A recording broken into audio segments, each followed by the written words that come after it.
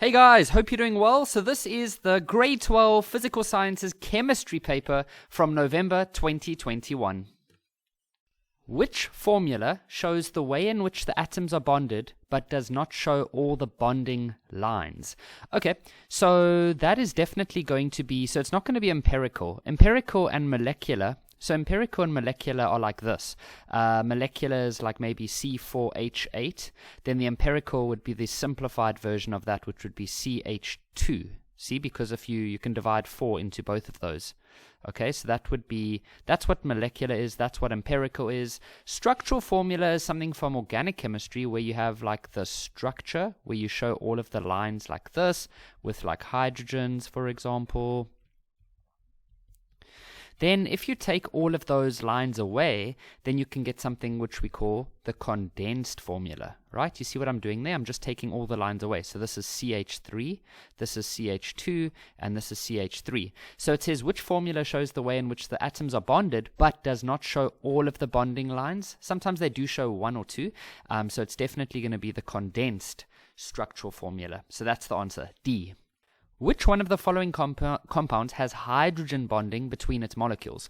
So from organic chemistry, we get hydrogen bonding in all of the alcohols and the carboxylic acids.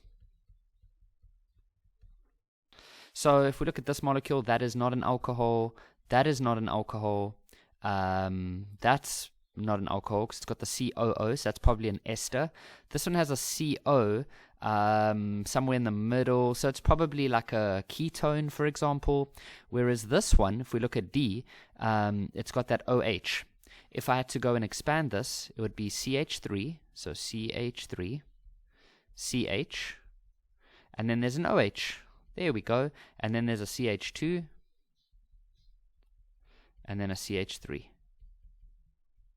If you had to go and expand each of these other ones, you should find out that there's no OH over there.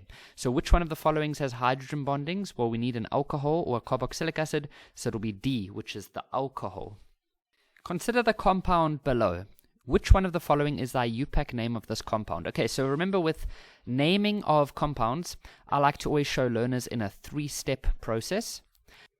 So this part in the middle is usually where you look at the longest chain. So the longest chain, which I sometimes call, this is where you're typically, I'll just call it the longest chain. Then this will be the, what is it? Like, is it an alcohol, ketone, carboxylic acid, ester, alkane, alkene? So this is the what is it?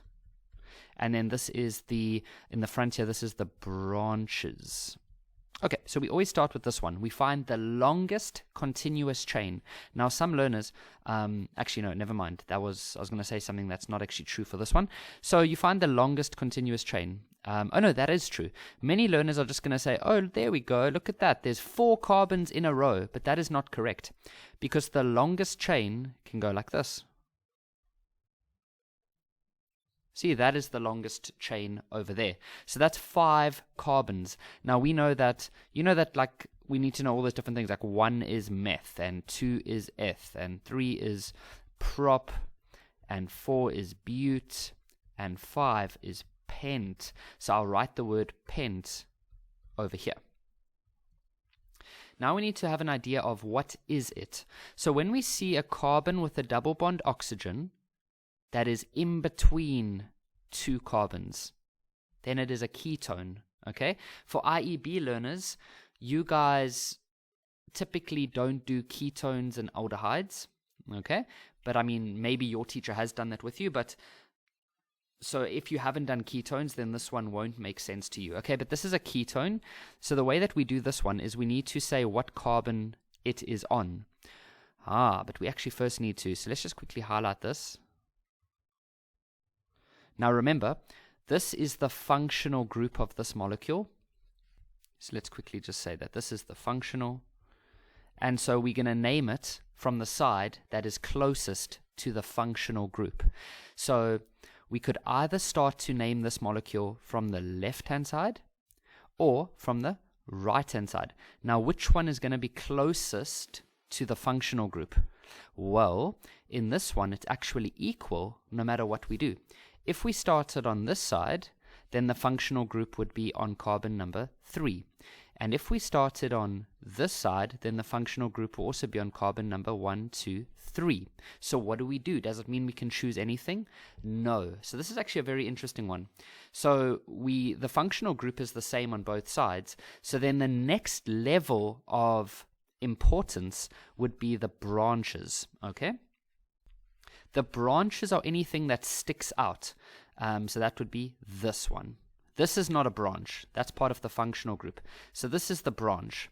So let's just write here, branch. So if we had to start on this carbon, then where would the branch be? The branch would be on carbon number 1, 2. Okay, so the branch would be on carbon number 2.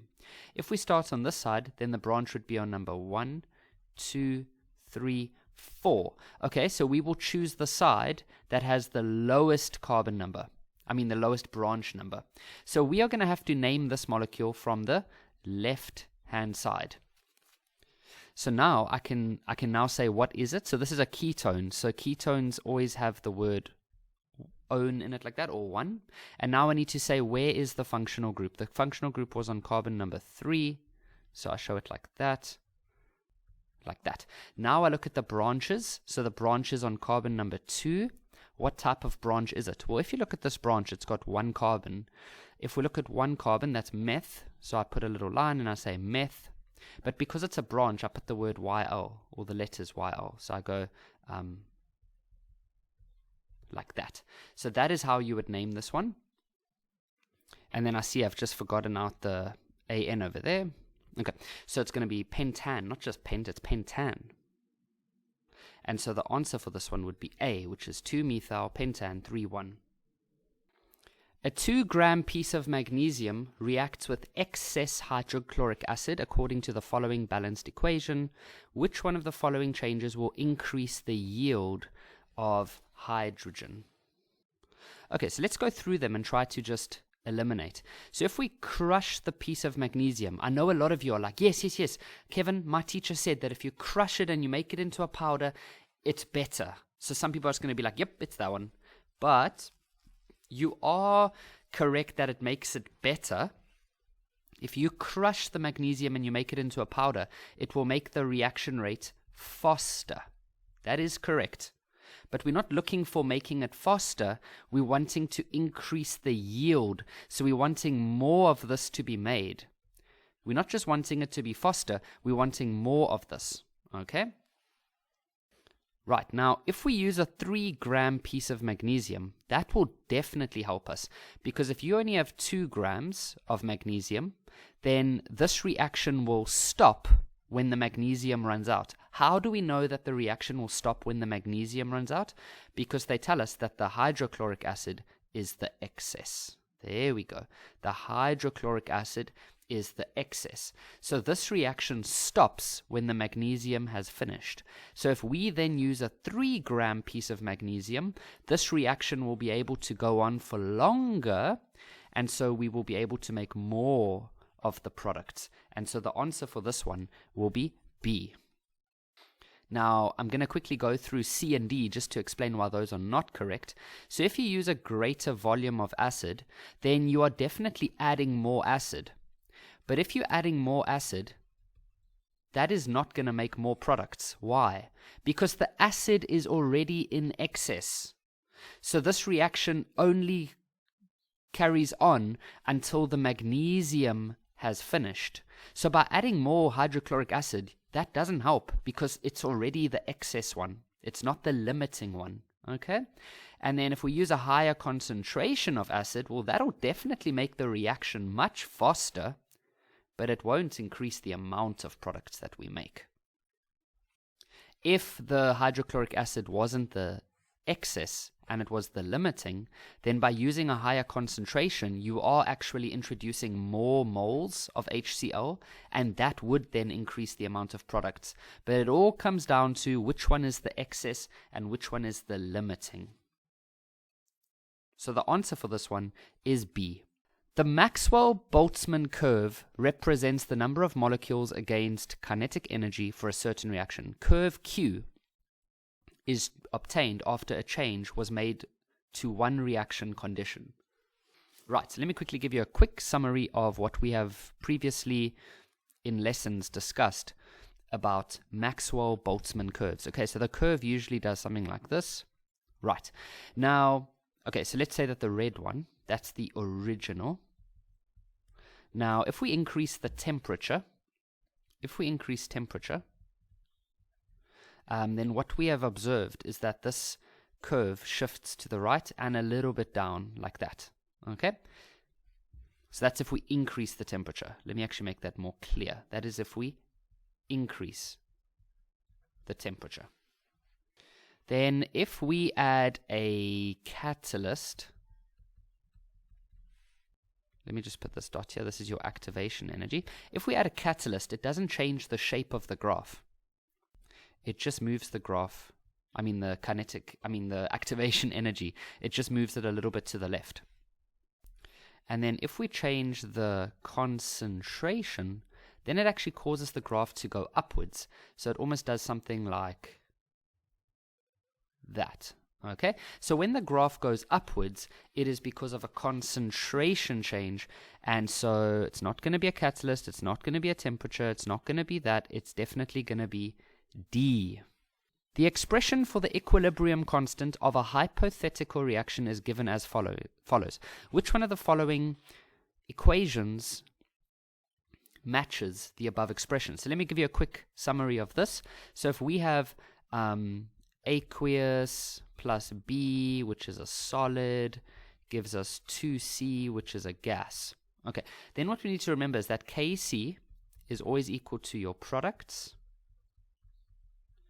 over reactants, and it's specifically the concentrations. Something else we need to remember is that we do not include solids or liquid. Now some students, when they see aqueous, they think that that's what we mean by liquid, but that's not what we mean. We mean pure liquid when there's a L, okay? And then solids is always in a S. So let me actually just rewrite this. I think I had a 2 there. Let's say C, and then let's make this one aqueous plus 3D, but then let's make that one a liquid. Okay, so the way it works is we look at the products. Okay, so we've got a C. Oh wait, I actually want to put a 4 here. Okay, so we put a C over there. Okay, and then at the bottom, so notice I don't use this one. Why? Because that's a liquid. We don't include liquid. And then over here we've got a gas, so that's good. But now there is also a number in the front here, so we put a 4. Okay, by the way, I know that this isn't balanced. How can you have A plus B and then become C plus D? This is just an example. And then I say to the power of 4. But now I can't include the B. Why? Because it's a solid. And so this would actually be the answer. Okay. So you got to try to think about what this would have been. Well, there's definitely a X as a product. So if I draw an arrow, there's definitely an X as a product. And then the 3 would be in the front. I don't know if it's an aqueous or a gas. It could be any one of those two. Okay, and then over here in the reactants, you're going to have Z, but there's no exponent there, so that's just a Z plus, and then we're going to say Y, but then there's going to be a 2 in the front. So we're looking for something that says Z plus 2Y gives you 3X. Z plus 2Y gives you 3X. So it's probably, oh no, it can't be that one. Ooh, that would have caught out a lot of learners. Why? Because there's a solid there. See there? Can't be a solid. Can't be a liquid. So it would have to be this one over here. But now some of you are like, yeah, but Kevin, there's no Q. Maybe there is a Q, but we wouldn't have included the Q here anyways because it is a solid. But the Z is there. Let's just see, the Z is there. Yep, the 2Y is there. Fantastic. And the 3X is there. So the answer for this one is D. 2 dilute acids of equal concentrations. Okay, so 2 dilute acids of equal concentrations are added to separate test tubes as shown below. Okay, so in this one we've got HCl, which is a strong acid. How do I know that? Just from definition of, or not from definition, but from theory. It's not because I can't see anything here that tells me it's a strong. It's something we need to know. And then this here is ethanoic acid, which by definition is weak. So it says consider the following statements regarding these acids. Okay, the pH of each is less than 7. Both will react at the same rate with a 5 grams of magnesium powder. Both will neutralize the same number of moles. Okay, so let's have a look. These are both acids, right? This is hydrochloric acid. Even here, they just said acids. Now, we know that acids, whether they're strong or weak, the pH will always be less than 7. Okay, so this one is correct. The pH of each is less than 7.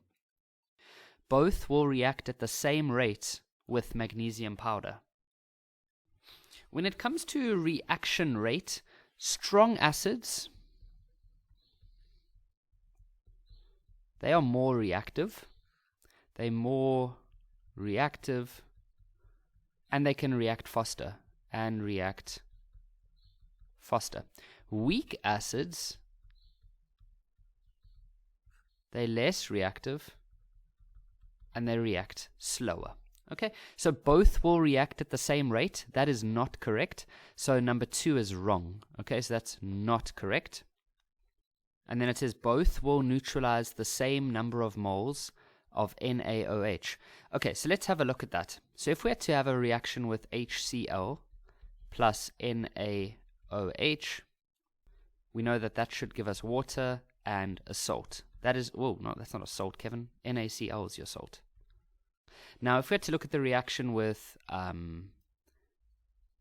CH3, COOH, that'll give us NaCH3COO, which is the salt, plus H2O. So these reactions are actually all balanced. You can check for yourself, but they're all balanced. So I was just checking for the ratio 1:1. So if you have 100 centimeters cubed and it's equal concentration, then from the formula C equals to N over V, if you had to get N by itself, that would be concentration multiplied by volume. So if this volume and this volume is the same, and the concentrations are the same, then the moles of each one would be exactly the same. So if you had to look at the reactions, these two moles would be the same, so the amount of NaOH that they could react with would also be the same.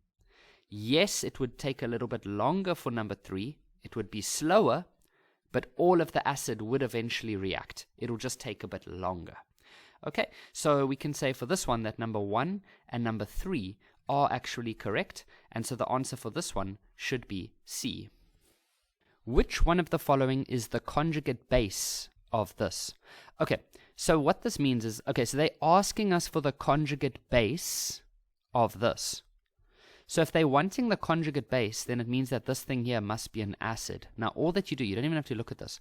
You've got to ask yourself, okay, if that thing is an acid, what do acids do? Do acids donate protons, or do acids accept protons? Well, acids donate protons. They give protons away. So imagine this thing gave away 1 proton. Then what would it become? Well, if it gave away 1 proton, it would only have an H, and then it would still have a PO4, but it would now become even more negative. It would become -2, because it's given away a proton, which is positive. So it already had a charge of -1. Then you give away something like a hydrogen, then it's actually going to become more negative. So the answer for this one, okay, they just said 2-, whereas I said -2, but the answer for this one would be B. The diagram below represents a voltaic cell. Which one of the following correctly describes the movement of ions in the cell? Okay, so this is challenging our knowledge of salt bridges. So this is interesting. We are going to have to get our table so that we can go find these. Now, very important, I am using table 4B. This is the table that most students around the country will use, but there are some schools that would rather use 4A. Okay, now unfortunately I do not use that table. Most schools don't use that one, so just make sure you're using the correct one. Okay, so we need to go find the zinc reaction. There it is. And then we need to go find the copper reaction. Now the copper reaction is this one that we use. Okay, now you obviously have your methods of how you identify what's happening. And now I've also just gone and added this arrow here, which is increasing reducing ability and increasing oxidizing ability. Okay, so what I like to do is I'll then go highlight, I'll go highlight this, and I'll highlight this one over here. Okay, and then I'll just follow the arrows. So I'll choose the highest one because the arrow is going up. I'll choose the highest one on the right-hand side, which is the zinc. Okay, so I'll highlight that one. And then I'll look at this arrow, and I'll choose the lowest one on the left, which is the copper 2+. There we go. So those are the two things that I would highlight. And then I'm going to let the reaction, then I'm going to write down the reaction. So that means I start off with copper 2+. So I say copper 2+ plus 2 electrons becomes, becomes copper. Then this one starts with the zinc. So I started with the zinc. So zinc becomes, and then I write down the products, which would be zinc 2+ plus 2 electrons. Okay, so those are the reactions that we now have on this table, and that is what is going to happen in this galvanic cell. Okay, so I've just gone and written those equations over there. So what this means, guys, is you got to look at this carefully now. The copper 2+ is going to convert into copper. Okay, so the copper 2+ is going to convert into copper. So don't worry about the SO4; those are just spectators. So the copper 2+, which is that part over there, it doesn't look like copper 2+, but remember this is a solution. So when that solution breaks up, it breaks up into Cu2+ plus SO4 minus 2. So that's what we actually have over there. And then the zinc sulfate is also actually broken up as zinc 2+ plus sulfate. Okay, so that's what we actually have in the solution. So I'm actually going to ignore that and say zinc, and I'm going to ignore that, and I'm going to say copper. Okay, so there I actually just went and modified that. So what we see here is that the copper 2+ is going to be converted into copper. Okay, so the copper 2+ is going to convert into the pure copper. So you're going to start to see a layer of copper developing over here. Then what we see here is that the zinc, which is this pure zinc over here, that is going to actually convert into zinc 2+. So this zinc is going to convert into zinc 2+. So over time, guys, over time, what is going to happen to the solution over here? Is there going to be more zinc 2+, or is there going to be less zinc 2+? Well done if you said that there's going to be more zinc 2+. There's going to be a lot of zinc 2+. Okay, zinc 2+. And then more zinc 2+. And then over time, what is going to happen to the copper 2+ over here? It's going to become less, right? Okay. So what is going to happen to the positivity, or like what is going to happen to the charge of that solution over there? That's going to become very positive. Will become positive. What's going to happen to this one? It's going to become less positive. So I'm going to say it will actually become more negative. If something becomes less positive, it's also becoming more negative. All right, now we look at the KCl, and we know that KCl is actually a potassium ion and a Cl- ion. So the way that we know that in life opposites attract, right? So positives and negatives attract. So let us see what will happen now. This potassium ion is going to go to this side. Why? Because this side's becoming more negative. And then this Cl- is going to move over to this side, because this side's becoming more positive. And so there we have it, guys. Now we can answer our question. So let's now have a look. Option A, it tells us that the Cl- ion, Cl-, okay, so that's this one over here. They tell us that that one is going from Y to X. And yes, it is. Look here, it's going from the side Y to the side X. Can you see that? It's moving from Y to X. So this is actually the correct answer. If we look at the others, I'll quickly show you that they not correct. So B, we never do anything with this SO4, so it's not that one. And then this copper 2+ is never going to move through the salt bridge. That copper 2+ is only going to stay in this solution, so it can't be that one. And then this potassium, which is this one here, that one is moving from X to Y. See, it's going from the side X to the side Y. or it's going through like that, okay? So it cannot be Y to X. So the answer for this one, guys, is A. The diagram below represents a cell that is used for the refining of copper. And then it says, which one of the following statements is true? Okay, so let's try to remind ourselves how this works. In the refining of copper, this would be, they said here, the impure copper. So this would always be your a pure piece of copper, or a pure, yeah, said that word, pure, like a pure piece of copper. And if we remember correctly, there is impure copper inside here. And what happens is that impure copper gets oxidized into Cu2+, like that. Okay? And then on this side, so what happens is that those little Cu2+, they make their way over to this side over here. And then on that pure piece of copper, there is reduction that normally happens there, and that's this reaction. So it's the other way around now.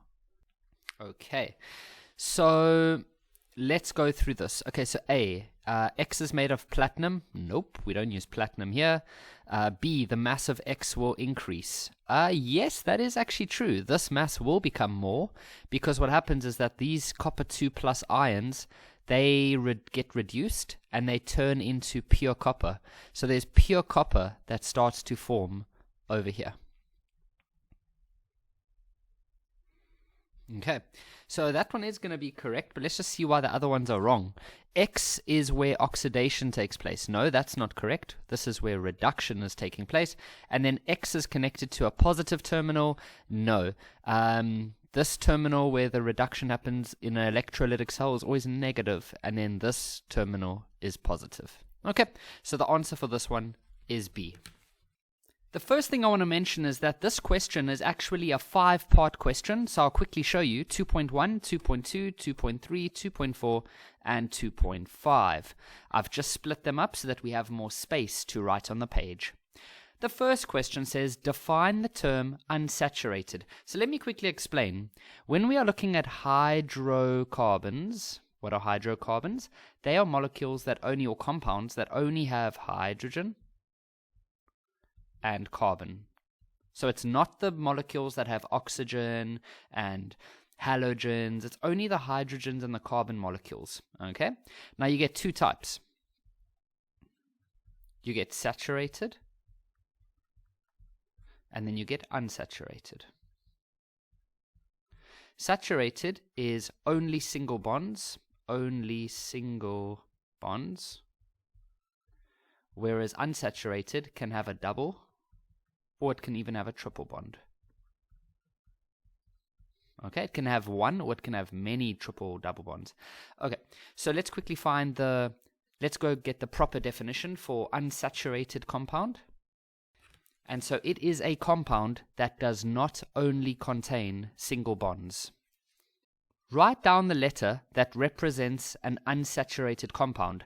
Alright, so we know that an unsaturated compound is it's only hydrocarbons, so it's only molecules or compounds that have carbon and hydrogen. So it can't be this one. Even though it has a double bond, it cannot be that one because that's not a hydrocarbon.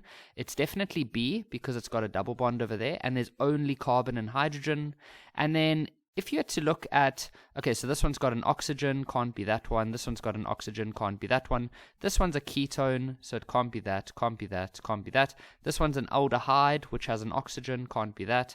And this one has a halogen, can't be that. So what we need to go do is just quickly go check out this one. So we try to draw it.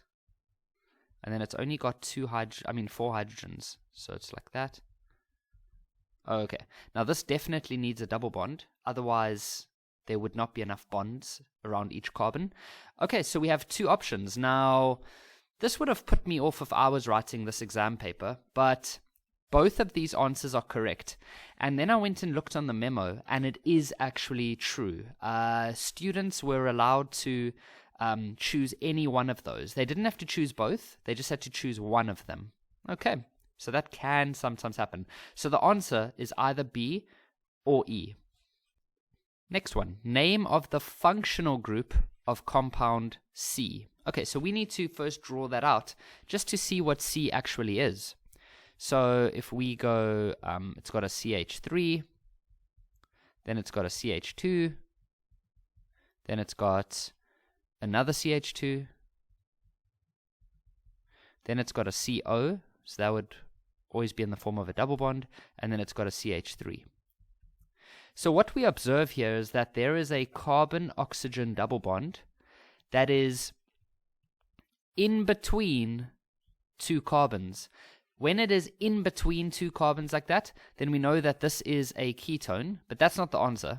That's just the name of, that's just the homologous series of this group. But we need to give the name of this functional group. That's what they're asking here. Now, just a quick summary. If you have a functional group that looks like that, we call it a carbonyl. Carbonyl, okay? When you have something with an OH, that's called a hydroxyl. And when you have both combined, then it's called a carboxyl. Carboxyl. Just write that a bit better. So the one that we have is this one over here, and so that is called a carbonyl. You mustn't say ketone. That's not the name of the functional group. That's, if you say ketone, that's the homologous series. Okay, the next one says the letter that represents a chain isomer of compound C. Oh man, I just drew out compound C. Come on, guys. Could have told me not to erase. CH2, CH2, and then we had this, and then we had this. Right, now remember, a chain isomer, so we get three main types of, okay, so in grade 12, we get structural isomers. Structural isomers. And within that, we've got three main types. We've got chain, functional, and positional. So they just want us to find the letter that represents a chain isomer. Now, with a chain isomer, you're not changing the functional group, and you're not changing the positions or anything like that. So if this compound C, which we drew earlier, we said it was a ketone. So the molecule that is a chain isomer will also be a ketone. And the only other ketone in this table is this one over here, because we know that ketones end with the word 1. Okay, so that is the only other ketone, so that must be the answer, F. Next question, IUPAC name of compound G. Okay, so remember with IUPAC naming, there are three parts to it. This part here is the longest chain. This part here is the what is it? Like, is it an alcohol, ketone, aldehyde, carboxylic acid, ester? Like, what is it? And then this part here is the branches. So the first step is to find the longest chain. I always like to start with this one. So that would be just that over there. So that's 1, 2, 3, 4, 5, 6. So we know that 6 is hex. Then what I do is I like to look at the branches. Okay, so this is definitely a haloalkane, but a haloalkane is very, very weird. A haloalkane, you still treat these as branches. You don't really treat them as functional groups. It's very weird. So we're not going to treat these as functional groups. So we're not going to try and name it from the side closest to the functional group. With haloalkanes, it doesn't work that way. So we're just going to look at these branches now, which is this one, and this one. And we're just going to try and make the branch numbering as low as possible. If we name this molecule from the left-hand side, then the branches would be on carbon 2, 3, and carbon number 5. 2, 3, and 5. Let's just write that down. 2, 3, and 5. If we name this molecule from the right-hand side, then the branches would be on carbon number 2, 4, and 5. 2, 4, and 5. So we are going to choose the one that gives us the lowest numbers. So that's going to be naming it from the left-hand side. So we're going to name from the left. Okay, and then there's our branches. Okay, so what we'll do is we'll see, okay, so on carbon 2, we have a chloro branch. On carbon 3, we have a 1 carbon branch, which is called a methyl. And then on carbon 5, 1, 2, 3, 4, 5, we have another chloro. So the way that it works is that we do it in such a way that it's alphabetical, so the C's will come first. Okay, so there are two chloros, so we're going to say 2, 5, then we're going to say di, because there's 2 of them, and then we're going to say chloro. Then on carbon number 3, there is a methyl, and then we had hex, and because it's a haloalkane, it just ends in the word ane. So that is the answer.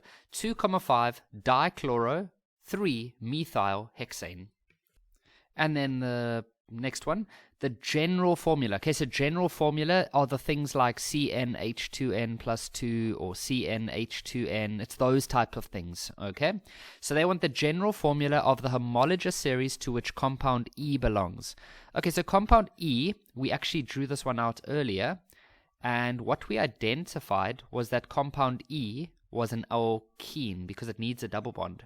So we should know that the general formula of an alkene goes like this. It's CnH2n. That is the general formula of an alkene. So CnH2n. The next question asks us to define the term functional isomers. So let me first explain what functional isomers are. As we said earlier, in grade 12, we get 3 main types of, or we get structural isomers, okay? Now, within that, there are 3 types: chain, position, and functional. So positional and functional. With functional, it becomes a totally different type of molecule, okay? So the functional group is changed. So for example, you go from an aldehyde to a ketone, or from a carboxylic acid to an ester. So there we have the proper definition: compounds with the same molecular formula but different functional groups. For compound A, write down the homologous series to which it belongs. So what is homologous series? It's the thing like alcohol, ketone, ester, carboxylic acid, haloalkane, alkynes, alkenes, all of those different things, okay? So if you look at this one, we identify that it's got this carbonyl and hydroxyl, and so together we call that a carboxyl group, and that's in the name, carboxyl. So we call this a carboxylic acid. So this is a carboxylic acid. What is the structural formula of its functional isomer? Right, let me give you guys some awesome advice. There are only 2 functional isomers that we study in grade 12. Those are aldehydes are functional isomers with ketones, so they always go together. And then carboxylic acids, said that very weirdly, carboxylic acids, they go with esters. So if they're giving us a carboxylic acid, we know that the functional is going to be a ester. But now I don't think it's something from the table. They didn't say that. They didn't say structural formula or the letter of its structural formula. So what we're going to have to do is just turn this into an ester. So the way that we'll do that is we'll have to just put the carbon, oxygen, carbon, and then we're just going to make an ester. So I'm going to put 3 hydrogens there, and then put that. And then there we go. So now we can just check to see that we have the same amount of hydrogens. Yes, we do. Same amount of carbons. Yes, we do. And okay, so that is an ester. Here they say that compound D undergoes a dehydration reaction. Okay, just a quick little summary of that. So if you take an alcohol and you dehydrate it, then it turns into an alkene. So it says compound D. Okay, so compound D, there we go. So that must be an alcohol. So let's quickly try see if we can just draw it out. It's got 6 hydrogens. So that.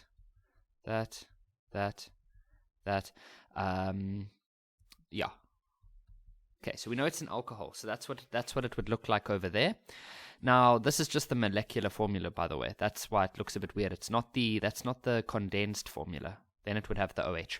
Okay, so it says, write down the IUPAC name of compound D. Okay, well, this is a really easy one. So remember, we do 3 steps. So there's no branches for this one. That is not a branch. That's part of its functional group. And then there's 2 carbons here. So that's EF. And then we know it's an alcohol. So we're going to go ethanol. Now, some of you might be saying, Kevin, shouldn't we be saying ethan-1-ol?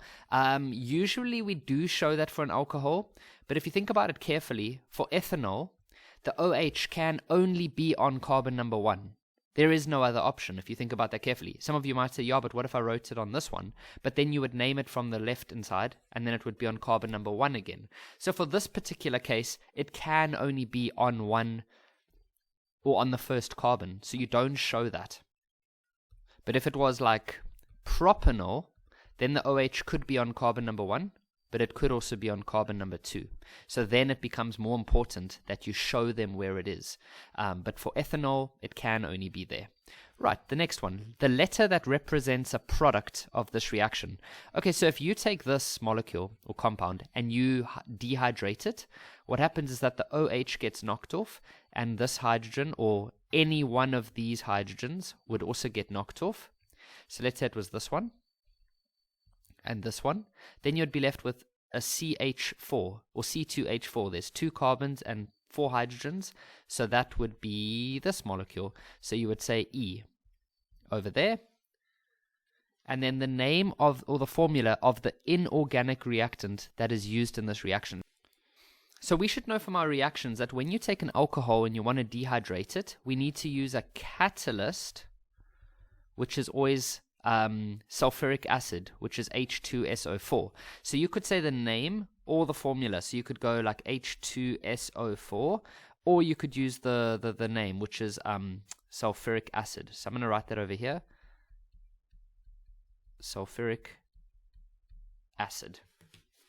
With this question, I wasn't able to fit everything on one page. I almost got all of it. So here's the first page where we go up to 3.4.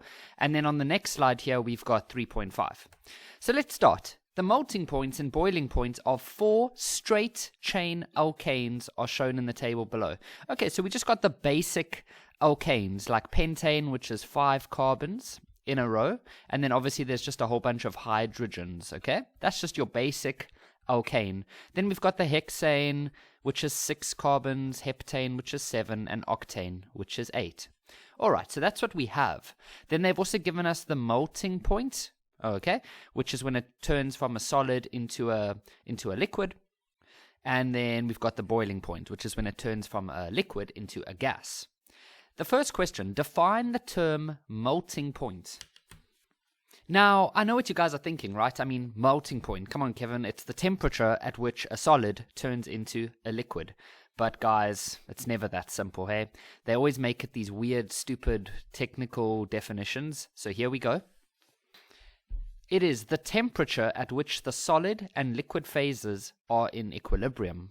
It's like, seriously, what?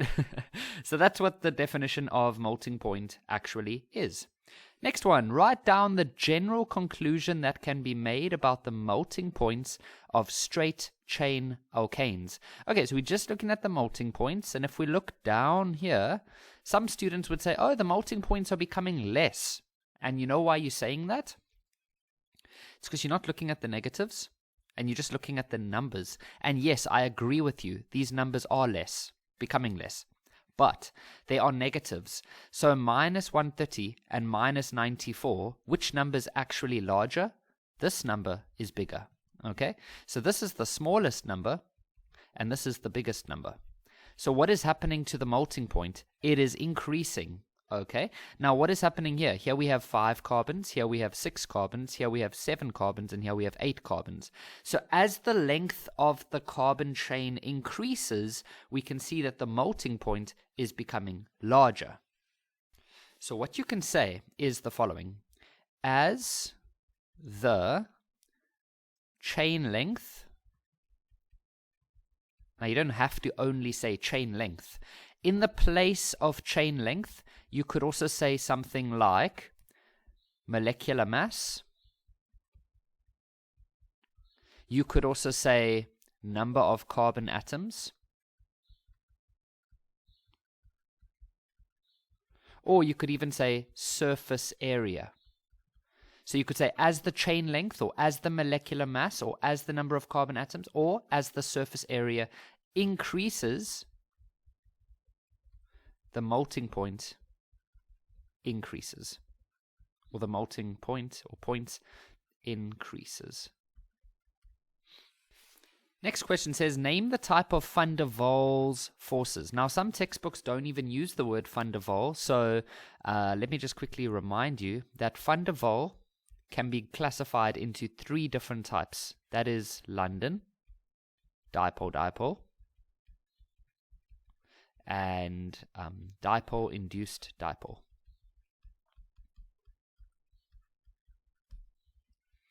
Now it says name the type that is found between molecules of octane. So octane is an 8-carbon alkane. So I'm just going to do 8 carbons.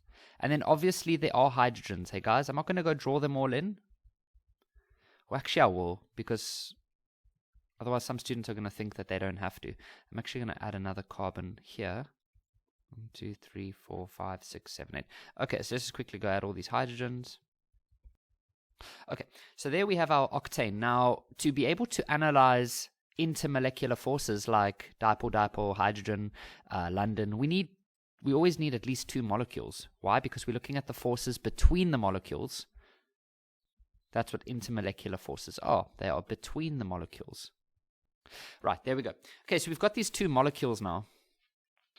And we want to analyze the forces in between them. There are forces that are in between them. So all that we need to really look at is, are the molecules polar or non-polar? So we've spoken about this in previous lessons about the intermolecular forces of organic molecules. And what we said was that alkanes are non-polar molecules. Alkanes are non-polar molecules. Okay, so you've got a non-polar and another non-polar. So what does that mean? If you have 2 non-polar molecules, then the forces between them will always be London forces. So that will be the type of van der Waals forces, London forces. If it was 2 polar molecules, then you would say dipole-dipole. And if it was a polar and a non-polar, then you would say dipole-induced dipole. The next question says, write down the predominant phase of the following alkanes at minus 100 degrees. Okay, so minus 100 degrees. Oh, and then they're talking about these ones over here. Okay, so if we look at pentane, pentane melts or turns from a solid into a liquid at minus 130. So let me try to draw this out for you guys. Okay, so let's start off very cold at minus 150, and then let's go to very hot at 20 degrees. Okay, so at minus 150, pentane would definitely be a solid, right? Because it's very cold, and it hasn't reached minus 130 yet. At minus 130, it is going to melt. Okay, so at minus 100, it would still be, so here it would be in the liquid phase because it's melted. At minus 100, it's still going to be in the liquid phase because it hasn't reached its boiling point yet where it turns into a gas. So this pentane will definitely be a liquid. Let's have a look at octane now. Okay, so let's start at minus 150. Then we'll put minus 100, and then we'll put minus 57, and then, okay. So at minus 150, this is definitely still going to be a solid. Why? Because it hasn't reached its melting point. At minus 100, it's still going to be a solid. Why? Because it hasn't reached its melting point yet. It is still too cold. So at minus 100, octane is actually still going to be a solid. Hexane is now compared to 2,2-dimethylbutane. Okay, so 2,2-dimethylbutane is not on the table. So let's quickly go draw out hexane. I don't know what they're going to ask, but let's just draw it out so we can have a good idea. So we know that hexane has 6 carbons. And then 2,2-dimethylbutane. Okay, so 2,2-dimethylbutane. So butane has 4. Then on carbon number 2, there are going to be 2 methyl groups. So that's going to mean one will go up and one will go down. You can't make both of them go up, as some students do, because then this is called an ethyl group, not a methyl. So you make one go up and one go down. Right, so that's what we have there. That is 2,2-dimethylbutane. First question. Is the molecular mass of hexane greater, less than, or equal to that of 2,2-dimethylbutane? Okay, guys, so what you're going to have to do here is just go, so we know we have 6 carbons, so 6 times 12, because each carbon has a mass of 12 on the periodic table. And then this one would have how many hydrogens? Would it be 14? 2, 4, 6, 8, 10, 12. No, 2, 4, 6, 8, 10, 12. Yeah, 14. So 14 hydrogens. Each one has a mass of 1. So if we had to go add that up, we get a total mass of 86. Okay, so that is the mass of hexane. Now let's go look at 2,2-dimethylbutane. So this one has 6 carbons as well. And it would actually have the exact same amount of hydrogens as well. These are called chain isomers of each other. So their mass is exactly the same. So here we could say equal, and then give a reason for the answer. What a stupid question is that? Give a reason for the answer. Because it is. Like, how are we supposed to say the reason? Is the molecular mass of hexane greater than, less than?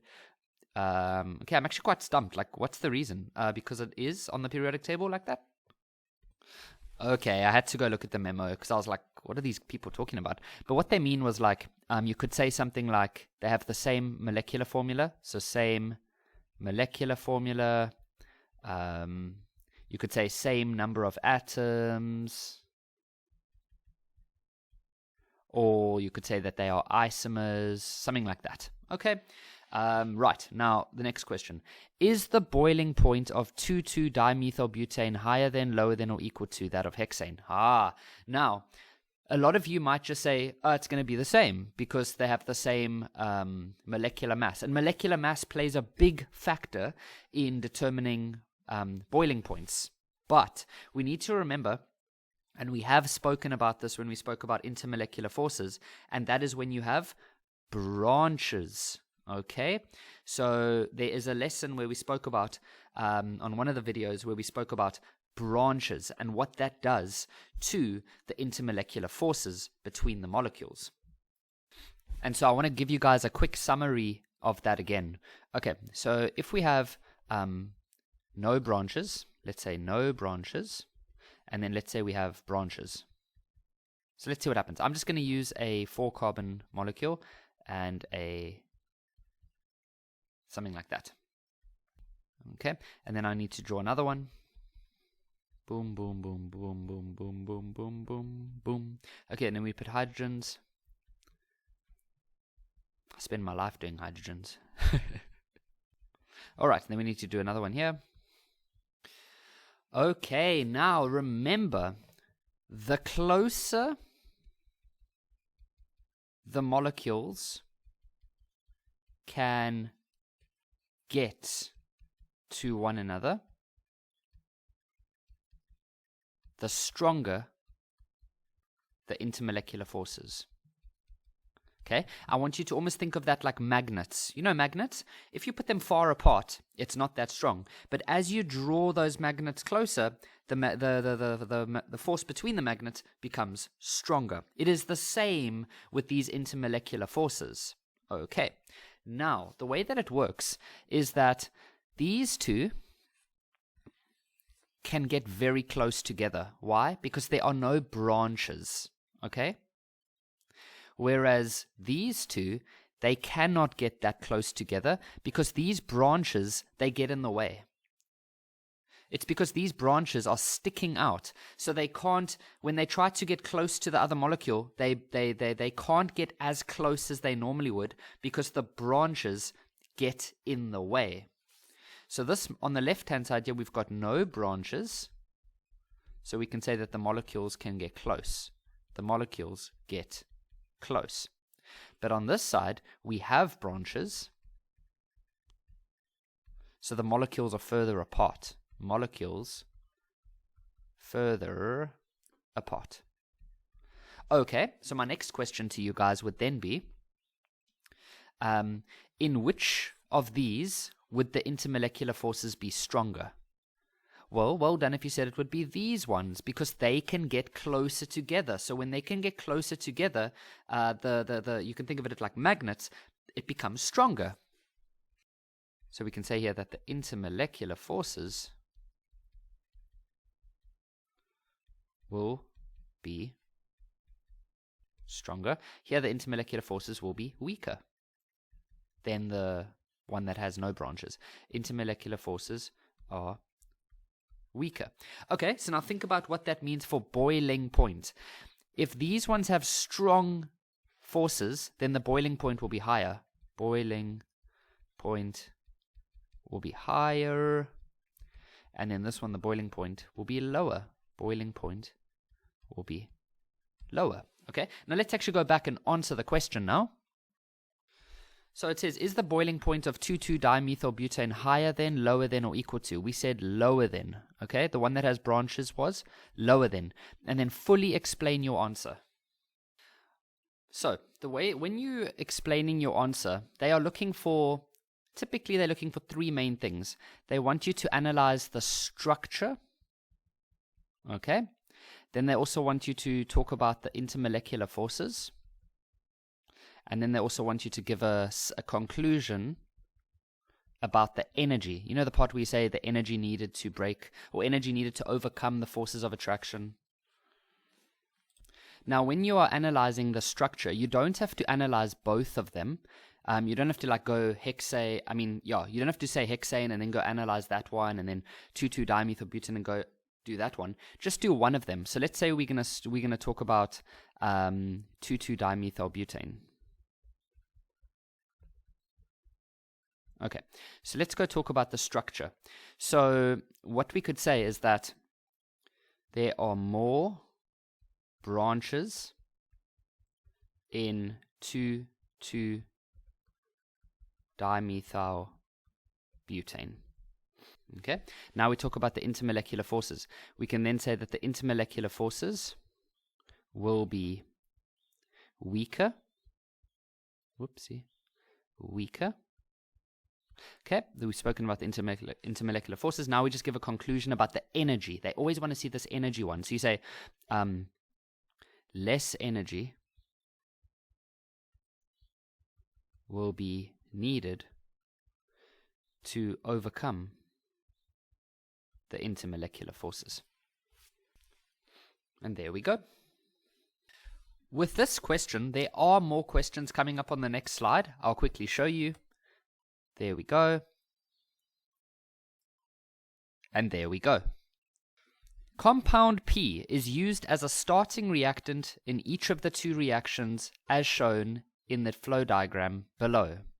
Okay, so we've got compound P, and they said that it's used as a starting reactant in each of the two reactions. Okay, so it's in reaction number 1. I see what they're doing. They're targeting the dilute and the concentrated, which we've spoken about in previous lessons. So that's very interesting. Dilute and concentrated. Then it says here number 1, 2, and 3 represent organic reactions. First one, name the type of reaction represented by number 1. Okay, so we need to remember that if you have a haloalkane, and you can do two things to it. You can, if you use dilute, okay, let me make this a bit bigger. Okay, so if we have a haloalkane, if you use a dilute base, then what that does is it produces an alcohol. Okay, and if you use a concentrated base, remember guys, we've spoken about this in previous lessons. Concentrated base, previous videos. By the way, guys, when I say we've spoken about this in previous lessons, I'm not like a teacher who teaches this in a school. I'm talking about the videos, okay? I don't work at a school. I work for Kevin Math Science. My name's Kevin. So that's what I'm talking about, okay? Some people, they ask me, they're like, Sir, what school do you work at? I don't. Okay, so haloalkane. And then if we use a concentrated base, then we are talking about, then what we do is we produce an alkene.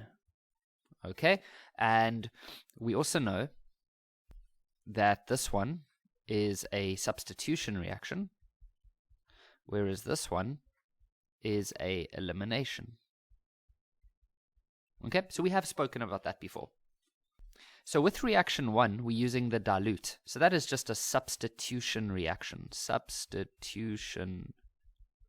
And some of you might be like, but Kevin, how am I supposed to remember this stuff? I mean, there's a lot. Guys, I know there's a lot. There's about 12 different reactions that we need to look at. Sometimes I'll say there's 13, but it depends on how you count some of them.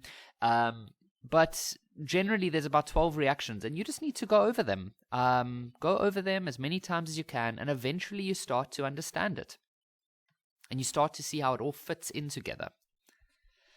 It's one of those things where it looks very overwhelming, and this is for most things in like grade 12, 11, in high school in general. Like, it looks overwhelming at first, but if you just spend enough time with it, then suddenly you start to get these little cracks of understanding, and that gives you a bit of confidence, and then you just go a bit more, and suddenly you actually understand it. Okay? Guys, we live in a time where people...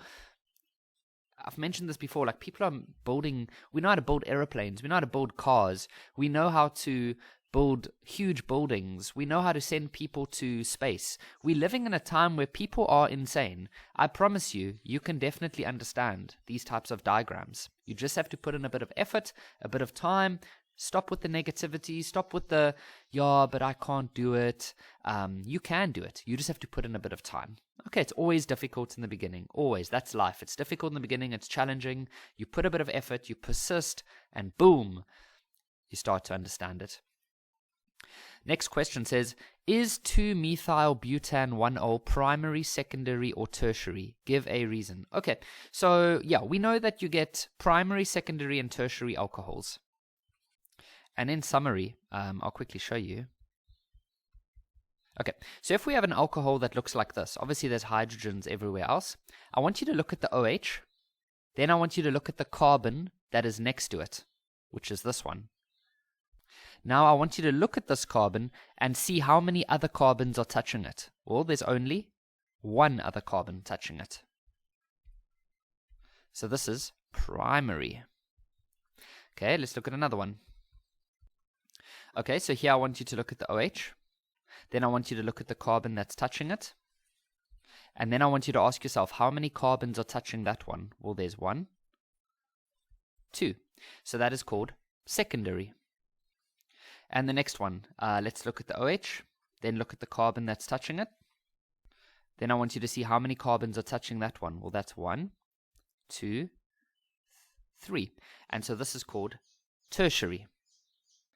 So, they say 2-methyl-butan-1-ol. So we need to go draw that thing out just to see what it looks like.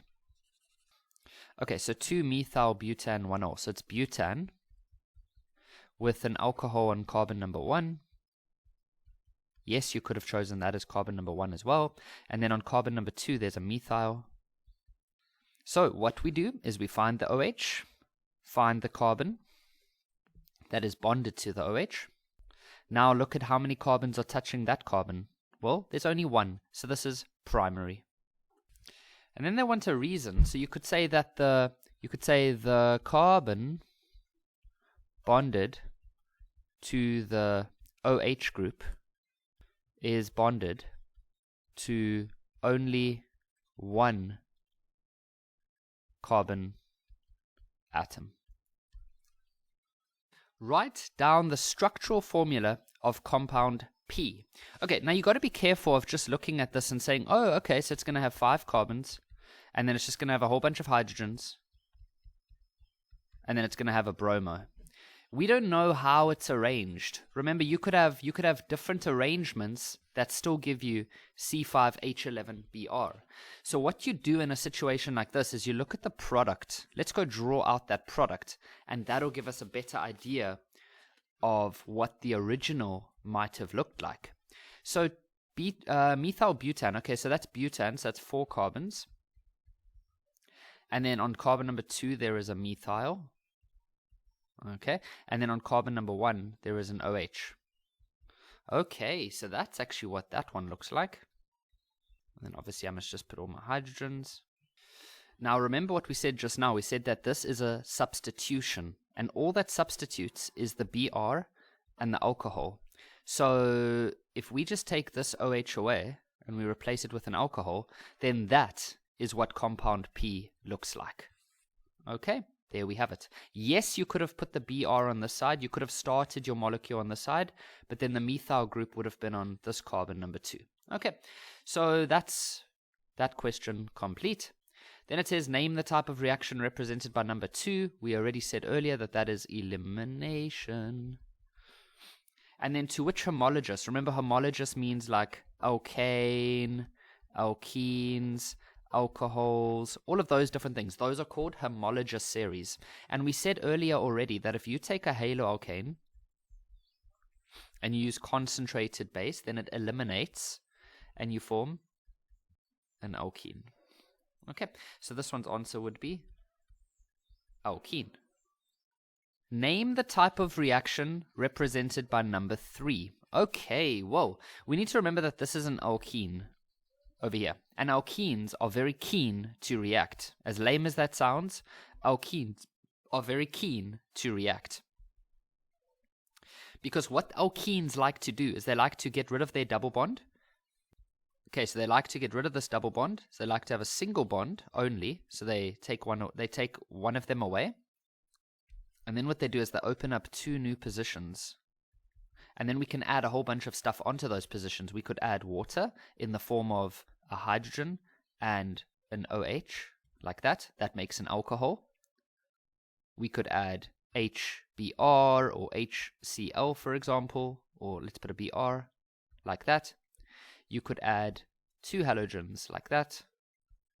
So it makes a haloalkane. Or you could add hydrogens to make an alkane. So alkenes are very keen to react, and they love doing addition. They love having things added onto them.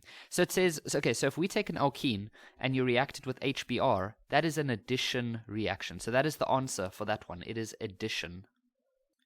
And now the next question says, write down the IUPAC name of compound R. And they say the major product. Okay, so we remember there's that Russian scientist Markovnikov, and what he realized was that you get a major and a minor product, so we'll have to talk about that now. But what we're going to have to do is quickly remember what this one looked like, so we can see what this one will look like, so that we can then see what that one will look like. Seriously, 2 marks for all of that? People are crazy. Okay, so we start off with this one, which we said was, we said it had a methyl, and then on carbon number 1, we had a Br. Okay, so that's compound P. Then we did elimination. Okay, so what would you eliminate? Well, we would have eliminated this Br from this carbon. Then you go to the carbon next door, and you would eliminate a hydrogen, for example. Okay, so those are now going to be taken away. So that is what compound Q would look like. So let's just say here, compound Q, and let me draw it out for us.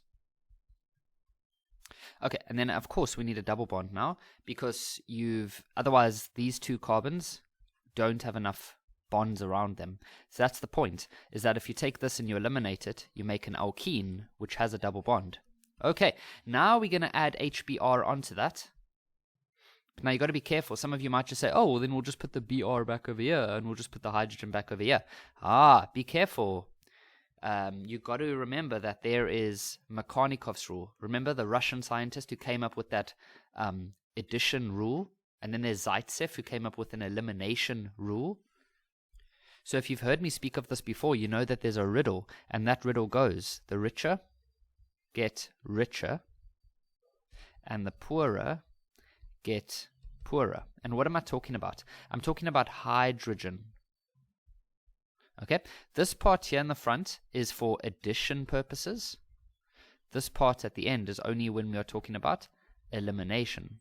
Now, in this reaction here, we are doing addition. Okay, so we're not going to worry about that part. Right, so we know that we're going to add HBr. But now the hydrogen might go there to that carbon, or it could go to that carbon. And then the Br would go to the other one. So what we do is we look at this carbon and we ask ourselves, how many hydrogens does that one have? Well, that one has 2. How many hydrogens does this one have? That one doesn't have any hydrogens. Some of you might say, yeah, but Kevin, it has 3. But I would say, no, it doesn't. Those hydrogens are not physically bonded to that carbon. So who's rich in hydrogen? Well, that's this one. And what does the riddle say? The richer are going to get even richer. So that means that this hydrogen is going to go here, and then the Br would have to go to the other one, and then the double bond would break like that. And so this is the molecule for compound R. Now they want the name of that one. Okay, so to name it, we find the longest carbon chain, which is 4, so that's bute. So we say bute. This is a haloalkane, so we just say butane. That's how haloalkanes end. And then we need to look at the branches. So we're going to name it from this side. And then on carbon number 2, there is a methyl, but there is also a bromo. So on carbon number 2, there is a methyl, but then on carbon number 2, there is also a bromo. So we have to do this alphabetically. So we're going to say 2 bromo, then 2 methyl, and then butane. And so that is the name of that molecule. 1,2-dibromopropane can be prepared from but to ene by a 3-step process. Oh, okay, so we're going to go from this one to compound A, then to compound B, and then finally to 1,2-dibromopropane. Using condensed structural formula, write down a balanced equation for step 1. Indicate the reaction conditions on the arrow. Sure, okay. This is interesting. So what I think we should do, guys, is let's quickly go draw this one out. So that's but to ene. So on carbon number 2, there is that. Okay, so that's what we have there. Then I think let's go draw this one. So there's a 1,2-dibromopropane. So that's got 3 carbons. And then on carbon number 1, there is a bromo. On carbon number 2, there is also a bromo. Okay, so that's very interesting. So that's what we have over there. So somehow along the way, we've actually lost a carbon, which is really interesting. So you guys remember that the only way that you could lose carbons is by cracking. Remember, guys, cracking allows you to take something that has like 3 or 4 carbons, for example, and then if you crack it, you can break it up into like a 3 carbon and a 1 carbon. So that's definitely what's happening in somewhere along the process. There's a cracking. But now, cracking can only happen with alkanes. Remember that. Cracking is only with alkanes. So we need to turn this thing, which is an alkene, into an alkane, and that is what is going to happen at step 1. So it says use condensed structural formula, write down a balanced equation for step 1. Okay, so we're going to take this one. So the condensed of that one would be CH3, so CH3, then CH. Now for this next part, you could say CH, and then you could even put a bracket and put a 2 to show that there's 2 of them. So some students like to do that. You can also say CH, and then you can even show the double bond. You are allowed to do that. So I'll do it that way, and then you put another CH, and then a CH3. Okay? Now, using condensed, write down a balanced equation, indicate the reaction conditions. Okay, so we know that when you do this, you definitely want to plus hydrogen, because that's what we're adding onto this molecule, right? We're adding hydrogen. Now, you must remember that when you go from an alkene to an alkane with hydrogen, it does use a catalyst, and that could either be platinum, palladium, or nickel. And then your products is literally just going to be where you've added hydrogen onto these little places here, and then you can take that away. So that's then going to be CH3, CH2, and then you can put another CH2 and then a CH3. As I said, if you want to say CH2 in brackets with a 2, that's also okay. So your answer would then be CH3, CH2, and then like that. Okay, but both are accepted. So I'm going to do mine like that, and that is your answer. So that is how we show, or that is what is happening in step 1. write down the type of reaction in step 2. Okay, so in step 2, we're going to have to use cracking, right? Because now we have a 4-carbon alkane, but we need to break it down to a 3-carbon alkane. So that's going to be cracking. But you can also call it elimination instead. Cracking is a type of elimination. Okay. Then it says write down the IUPAC name of compound B. Okay. So if you crack to this molecule here, it's definitely going to become an alkene. So let me try to show you. So we're going to take compound A, which is this one, compound A, and we're going to crack it into a 3-carbon molecule, because there's 3 carbons in this one, and then there would obviously also be a 1-carbon molecule. So let's just get rid of this one. Okay, so let's just get rid of that one. So I'll actually show you guys exactly what's going to happen. So we've got compound A. Okay, so we've got compound A, and now we're gonna crack that one. So let's just knock off this part, and so we're left with an alkene, right? So it already had these hydrogens, but then one of these hydrogens would typically have fallen off as well, or one of these other hydrogens would have fallen off to go and join up with that one. Okay, so let's just say that one fell off, and so there we have an alkene, and we know that the double bond is here on this side because if you look at the products, the BRs are also there. So okay, that's what we have at compound B. So now we just need to give the name of this thing. Now that thing there has 3 carbons, that's prop, and then on carbon number 1 there is a double bond. Whoopsie. So it's prop 1 ene. Then the last one says, using condensed structural formula, write down a balanced equation for step 3. Okay, so step 3, we're now just going to take this alkene, and remember, alkenes are very keen to have things added onto them, and we are going to add on 2 bromines, see, because there's going to be 2 bromines. So what we're now going to get is, we're going to say, okay, so we're going to have to write down this one in the condensed, so that's going to be CH2, double bond, CH, then CH3. See what I did there? CH2, then there's a double bond, then there's CH, and then there's CH3. Okay, and then we are going to react that with bromine, and then we're going to show the products, which is going to be this one over here. And so that would be CH2Br, and then CHBr, and then CH3. And then just quickly for this part, in the beginning here, you could have also have done CH2. Sometimes you don't even have to show the double bond, and you can just do that. Okay? But that, if you do show the double bond, it is fine. The first thing I want to mention is that these aren't the only questions we're going to be doing. There is 5.1 and 5.2.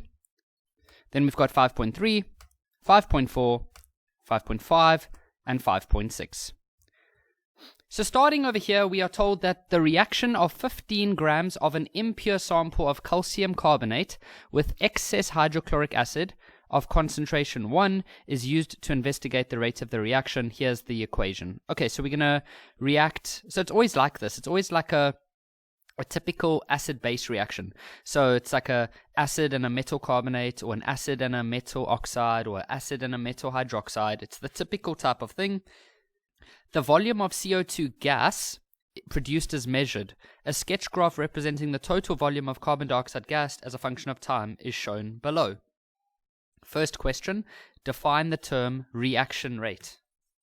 So here's one definition that you can use. Change in concentration of reactants per unit time. But now, the variations is that you could change this from reactants and you can change it to products.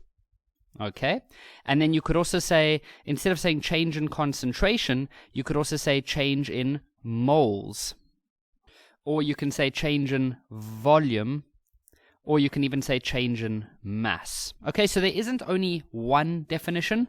On the memo, they give you options, okay? So you could say change in concentration, moles, volume, or mass, and then you can say of reactants or products per unit time. For 1 mark, give a reason why the gradient of the graph decreases between T2 and T3.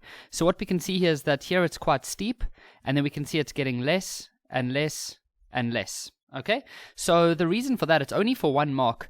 We can just say that the rate of the reaction is decreasing. So for 5.2, we can say that the reaction rate is decreasing. All right, we don't have to go explain exactly what's happening on a molecular level. It's only for 1 mark, so we just say the reaction rate is decreasing. Next question. Changes in the graph between T1 and T2 are due to temperature changes within the reaction mixture. That is very important how you read that. They are due to temperature changes within the reaction mixture. So no one is changing the temperature. There isn't like a human who's making it hotter or colder.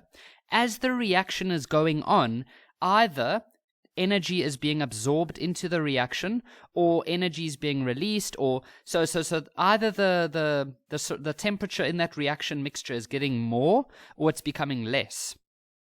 So we need to try to figure out if the reaction mixture is getting hot, which is exothermic, or if the reaction mixture is getting cold, which is endothermic. So if we look at the gradient at T1 and at T2, where is the gradient steeper? Well, the gradient is definitely steeper at T2. So gradient is steeper at T2. Remember gradient, guys, remember that gradient tells you how fast the reaction is going. A steeper gradient indicates a higher reaction rate. Okay, now think about this. When does a reaction rate become faster? When it's cold or when it's hot? When does a reaction become faster, guys? It is when a reaction becomes hot. That is when things start happening. I'm just giving some summaries for you guys. So a higher temperature leads to a higher reaction rate. Why? Well, because the molecules have more kinetic energy. Molecules have more kinetic energy, and therefore they collide more often and collide more often. Okay, this isn't the answer. This is just my summaries for you guys so you guys can understand. So the temperature is definitely increasing. So this reaction is busy releasing a lot of heat as it progresses. So this is definitely going to be exothermic. Okay, now we have to explain the answer. So what we could say is that, okay, so here's our actual answer. We could say that the gradient is getting steeper. So this means that the volume of CO2 production, or the rate, or we can actually just say that the reaction, we can say that the reaction rate is increasing. And then we can say this is due to a temperature increase, because if it was a temperature decrease, the reaction rate would get less. So this is due to a temperature increase, which is then exothermic. Okay, so that's what we could say over there. The percentage purity of the sample is 82.5%. Remember they said earlier that the reaction of 15 grams of an impure sample of calcium carbonate, okay, so it's not pure. So they give you this 15 grams of impure. So here's what it looks like. 85% of it, 82.5% is pure calcium carbonate. And the other, 17.5%, that would be impure. There we go, 17.5% is impure. For 5 marks, it says calculate the value of X on the graph, assuming that the gas is collected at 25 degrees. Take the molar gas volume as 24,000 centimeter cube.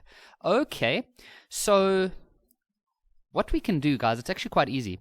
We know that we've got this equation, right? Let me write it down over here. Actually, no, let's just leave it there. So we've got that, right? We can work out how much solid we actually have by saying that we have a 15 gram, which is impure. Okay, so what we can do is we can say mass of pure CaCO3 would be 82.5% multiplied by 15. And if you work that out, let's not round off, we're going to get 12,375 grams. So that is how much pure calcium carbonate we have. So what we can then do is we can convert this into moles. So we can say N equals to M over capital M. And so we have 12.375. Now, obviously, you would use your periodic table for CaCO3, but I'll just summarize it for you. Calcium has a mass of 40, carbon has a mass of 12, oxygen has a mass of 16. So if you had to go work this out correctly, you should find out that calcium carbonate has a mass of 100. And so this should give us 0.12375 moles of calcium carbonate. All that we do then is we look at these two and we look at their mole ratio, and what we can see is that that mole ratio is 1:1, so it's 1:1. So if we have this many moles of calcium carbonate, then we also have that many moles of the gas. So therefore we have 0.12375 mole of CO2. So we can then use this formula to work out the volume. But now normally we use like 22.4 over here, and normally we use decimeters and stuff like that. But now they're not doing it at STP. Remember that 22.4 only works at STP. So what we can do is we can just use this 24,000 and just leave it in centimeters. It's okay. So we can just say that the moles are 0.12375, the volume, which is X, we don't know, and the molar volume is 24,000 centimeters. So if you had to go work this out, you would end up with 0.12375 multiplied by 24,000. And so if we had to go work out that volume, we get 2,970, but then don't say decimeters, just say centimeters cubed. And then we must leave it in centimeters because this y-axis is measured in centimeters. Now, I checked on the memo. There's actually a range of answers that they give they allow for. That range goes from 2880 to 2970. So any answer between that is taken as correct.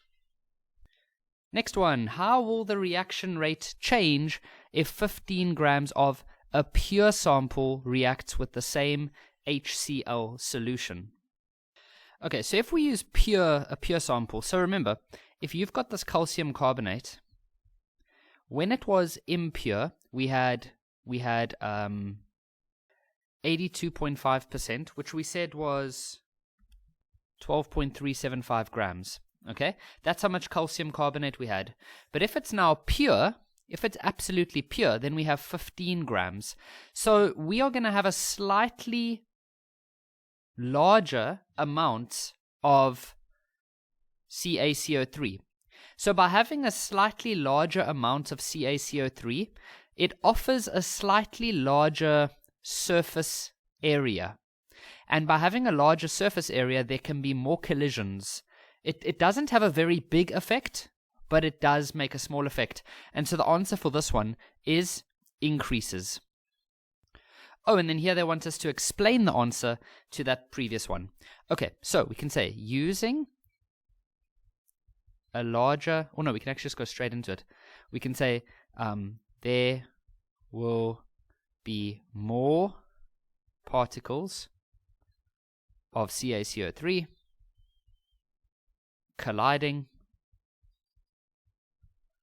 So there will be more effective collisions. There will be more effective collisions. The first thing I want to mention here is that this question carries on. So if you look to the next slide, and the next slide, and the next slide. Okay, so let's begin.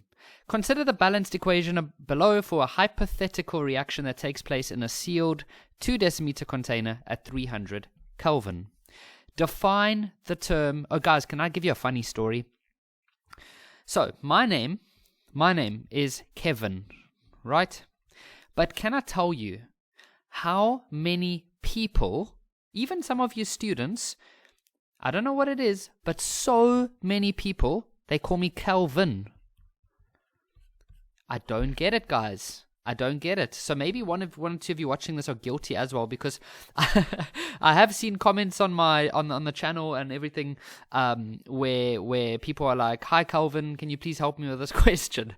But it's not only the students; it's people who I interact with in everyday life, at the shops. If it's someone that I like, a shop that I go to a lot and they know me, they call me Calvin, and I'm like, "What?" I mean, I don't really care, but I just thought it'd be quite funny. I've actually just realized now for the first time that it's Kelvin. It's the same. So maybe they see me as like a scientist or something. So they like see me as like a I don't know. I think I should stop there. Right, so let's carry on. So it says define the term chemical equilibrium. It is the stage in a chemical equation, or that was actually meant to say reaction. My bad. Chemical reaction when the rate of the forward reaction equals the rate of the reverse. I should say here, rate of reverse reaction. So the stage in a chemical reaction when the rate of the forward reaction equals the rate of the reverse reaction. Okay. The amount of each substance present in the equilibrium mixture is shown below. So this is the amount at equilibrium. Okay. The temperature of the container is now increased. Okay, so it was originally at 300. You say it, Kelvin. The temperature of the container is now increased to 350 Kelvin. When a new equilibrium is established, it is found that 1.2 moles of P is present in the container. Is the heat of the reaction positive or negative? Oh, now this is a question that is so simple because it's only for 1 mark, but yet there's so much that we need to unpack here. I know a lot of you students don't like these ones with endothermic, exothermic. Ooh, it can be challenging. So let's do it, guys. So let's try to see. Okay, so when we were at 300 Kelvin, okay, when we are at 300 Kelvin, how much moles of P are there? 0.8. Okay, so if we now go to 350 Kelvin, they tell us that the amount of P is 1.2. Okay, so what has happened to the amount of P? The amount of P has increased from 0.8 to 1.2. So the amount of P has increased. Okay. So tell me, guys, how does the amount of P become more? Must the forward reaction be favored? Well, no, that won't work, because if the forward reaction is favored, then this becomes more, and these two here would become less, and this would become more. However, if the reverse reaction is favored, then these two become more, and this one becomes less. So that's definitely what happened. So we can definitely say that the reverse reaction was favored. Reverse was favored. Okay. We'll obviously do 6.2.2 just now and we'll explain everything. But for now, okay, so we know that the reverse was favored. We also know that the temperature was increased. Okay? We also know that the temperature was increased. That's just because they told us that. So guys, think about this. What happens to a reaction when you increase the temperature? Does it try to decrease the temperature again, or does it try to increase the temperature even more? Well, if you understand your Le Chatelier's principle, you know that if the temperature of the reaction is increased, then the system will try to decrease the temperature. Okay? So the system decreased the system reacted in such a way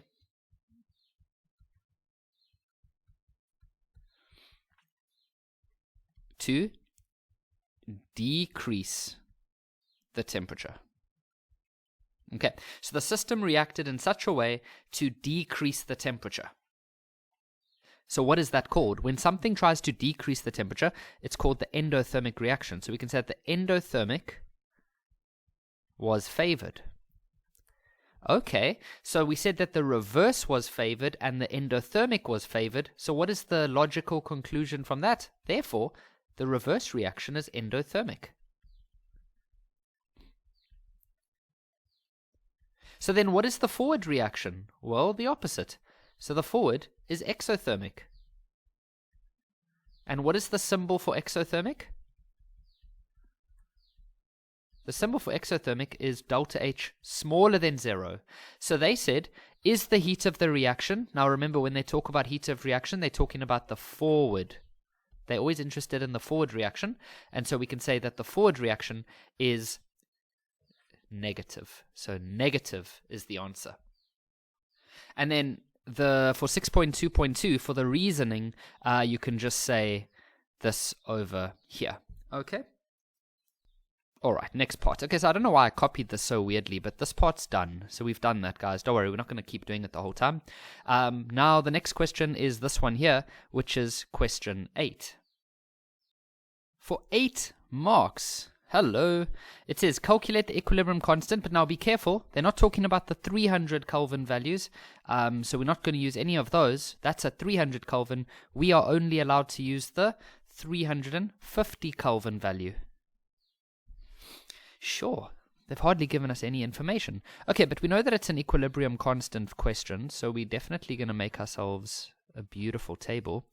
And that table would need that many columns, okay, and that many rows. So we're going to say 2p q2. Sure, guys, I'm still wondering how this question's going to work. I've mentioned it before in some of my videos, but I never solved the question before the video.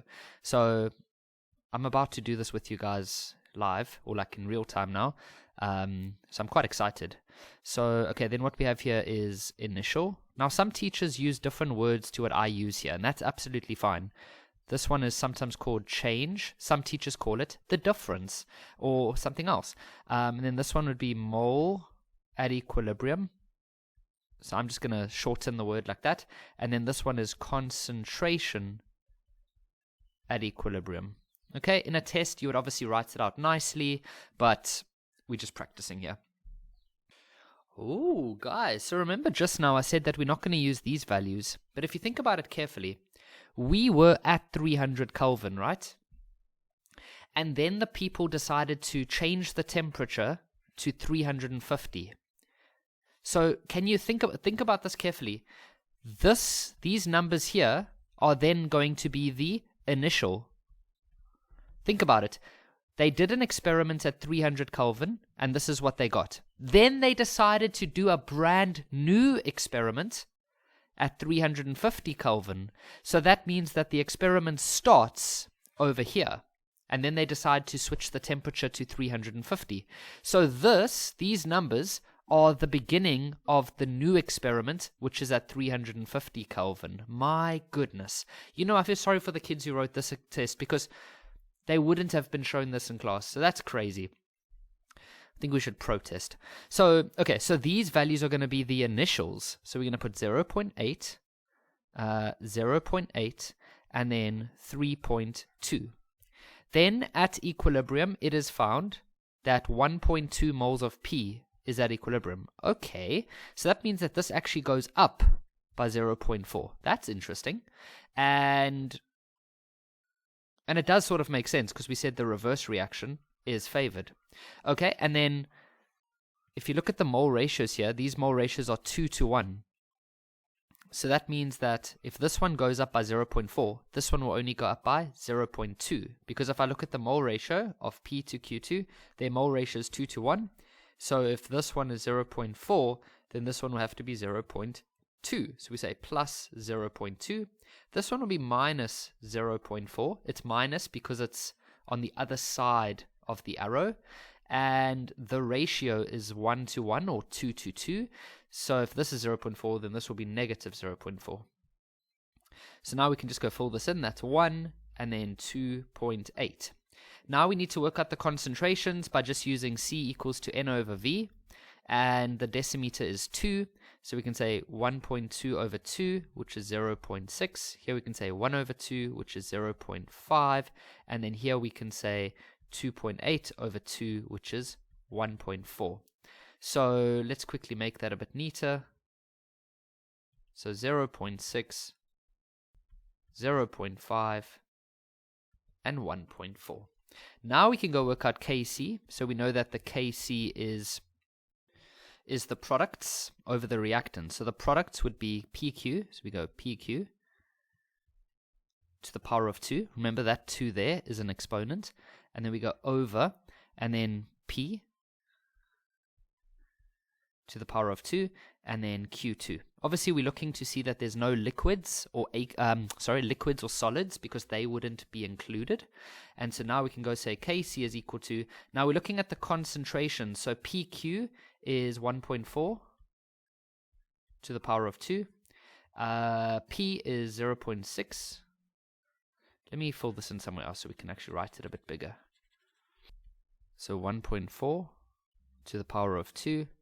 And P is 0.6 to the power of 2, and then 0.5.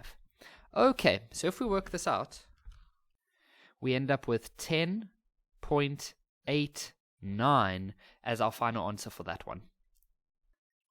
This question says, how will the equilibrium constant calculated in that previous question be affected when the volume of the container is increased, decreased, or whatever, blah, blah, blah, blah, blah, blah, blah, blah, blah, blah, blah. Okay, so why am I being such an annoying person right now? Guys, remember that Kc only changes with temperature changes. Okay? There we go. So we will say remains the same, and then give a reason for your answer. You can just say that without the exclamation marks and the smiley faces. They might think something's wrong with you. So Kc only changes with temperature changes. Okay, moving on to the last part of this question. It says more Q2 is now added to the reaction mixture at a constant temperature. How will the following be affected? Okay, so we know from Le Chatelier's principle that if you add more Q2, if you add more of that, then what does the system try to do? It always tries to do the opposite. So if you add more, it's going to try to decrease. So yeah, you increase the amount of Q2, so the system is going to try to decrease the amount of Q2. How would it do that, by the way? How will it make this one less? Should it go in the forward direction? Well, if you go in the forward direction, these ones become less, and this one becomes more. And that is exactly what we want, okay? So that's what's going to happen in this question. Someone's going to increase the amount of Q2, and then the forward reaction is going to be favored. Okay, now from that we can answer these questions very easy. Choose from increase, decrease, or remains the same. What will happen to the yield of PQ? Well, the amount of PQ is going to go up, so we will say increase. Thank you very much. What will happen to the moles of P? Well, that'll go down, so we'll just say, whoopsie, sorry, I tried to hide a previous statement. Okay, so then we can just say decrease, because this amount is going down. Sulfuric acid ionizes into 2 steps as follows. Okay, so they give us the first one, where we can see that this H2SO4 is losing 1 hydrogen, so it becomes that. Okay, then that HSO4 minus, which is now here, loses another hydrogen to become SO4 minus 2. The first question says, define an acid in terms of the Lowry-Bronsted theory. Alright guys, so remember that we get 2 different definitions of acids. So we've got the Arrhenius theory, which says that an acid produces hydrogen ions, but that one's in water. Okay, so that was the Arrhenius. And then Bronsted, that one's a little bit more simple. I was going to say basic, but then some students are going to be like, Kevin, I thought we were talking about acids. But what I meant was it's basic, like it's simple. Okay, I think I should stop there. Anyway, so the Lowry-Bronsted theory just says that an acid is a proton donor. That is the definition of the Bronsted theory. It is a proton donor.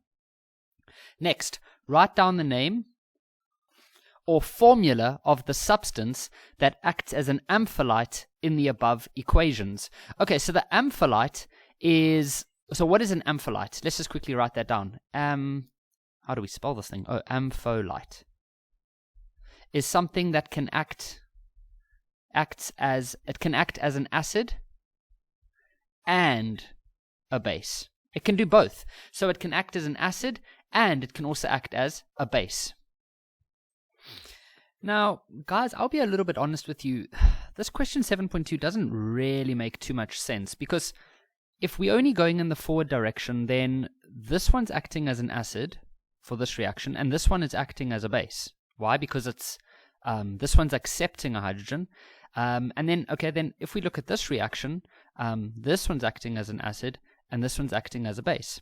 Now, on the memo, they say that HSO4 is acting as a base in reaction number 1.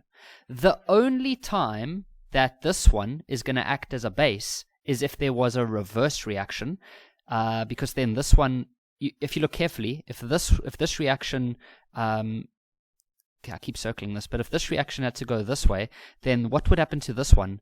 It would accept a proton to become H2SO4 again. In that case, we could call it a base, but we would call it a conjugate base.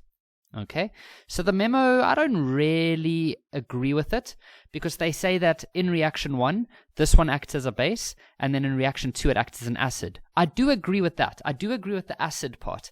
But acting as a base in reaction 1, yes, if it was a reverse reaction, but they haven't made that part very clear. So it's a bit of a weird question.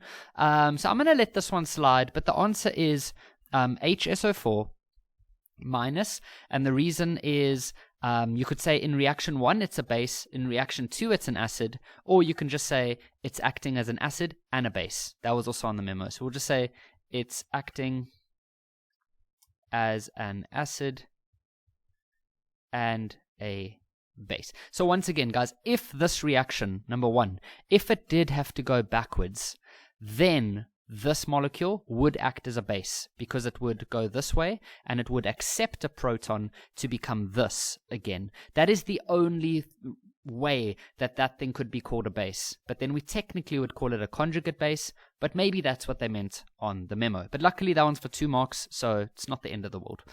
Right, the next question. The conductivity of solutions of HSO4 and H2SO4 are compared.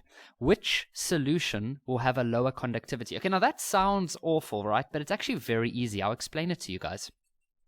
Let's talk about what conductivity is. Conductivity, if something can conduct, it can conduct electricity, okay? So conductivity is a measure of how well a solution or substance can conduct electricity. Now, the way to conduct electricity is you need ions. You need ions if we're talking about liquid solutions. Okay. Now, if you look here, when the reaction 1 takes place, the products are ions. Remember, an ion is anything that has a charge. In reaction 2, we also form ions as the product. So how do we know which one would be a better conductor? Well, it actually comes down to these values over here. We know from equilibrium constant, the Kc value. The only reason we're using an A here is just because these are acids, so we just use acids instead of a C. But we know that that is the products over the reactants. So look at the Ka value here. This is a massive, okay, it's not a massive number, it's 1,000, whereas this has got a -2. So if you had to type this on your calculator, it's a very small number, it's 0.01. So how is this Ka value so high? The only way that you can make the Kc or Ka value high is when your product concentration is much larger than your reactant concentration. So in reaction number 1, the products will have a very high concentration, and then the reactants would have a very low concentration. For reaction number 2, the reactants would have a very high concentration, and then this would have a very low concentration. That is the only way that you can get a Kc value or a Ka value that is very low. So from reaction 1, we know that the ions, remember the ions are these ones over here, they are going to have a very high concentration. And so because they have a very high concentration, this reaction of H2SO4, or this reaction here, is going to have a much higher conductivity. So it says the conductivities, so it says which solution will have a lower conductivity, or that would be the HSO4 solution, because when you put that one in water, the concentration of the ions is a very low amount. So which one will have a lower conductivity? Solution number 2, or HSO4 minus. And then the reason we can say is that the low Ka value indicates a low concentration of product. Therefore, the ion concentrations will be low. The pH of a hydrochloric acid solution is 1,02 at 25 degrees Celsius. Okay, so we have a pH of 1.02. First question, calculate the concentration of the HCl. Okay, so we know that pH is equal to negative log of H3O. So that's the first thing we need to know. Now, we don't have H3O, we have HCl. But we must remember that HCl ionizes in water because it is an acid. We must always remember this. So if you put HCl in water, it ionizes like that. Then make sure that this reaction is balanced, which it is in this case. So what we can now do is we know the pH. Okay, we know the pH is 1.02, so we can put that over there. Then we can work out the H3O. Now, some learners do get a bit panicky with these logs, so let me remind you. So this base number is a 10. Let me write it a bit bigger.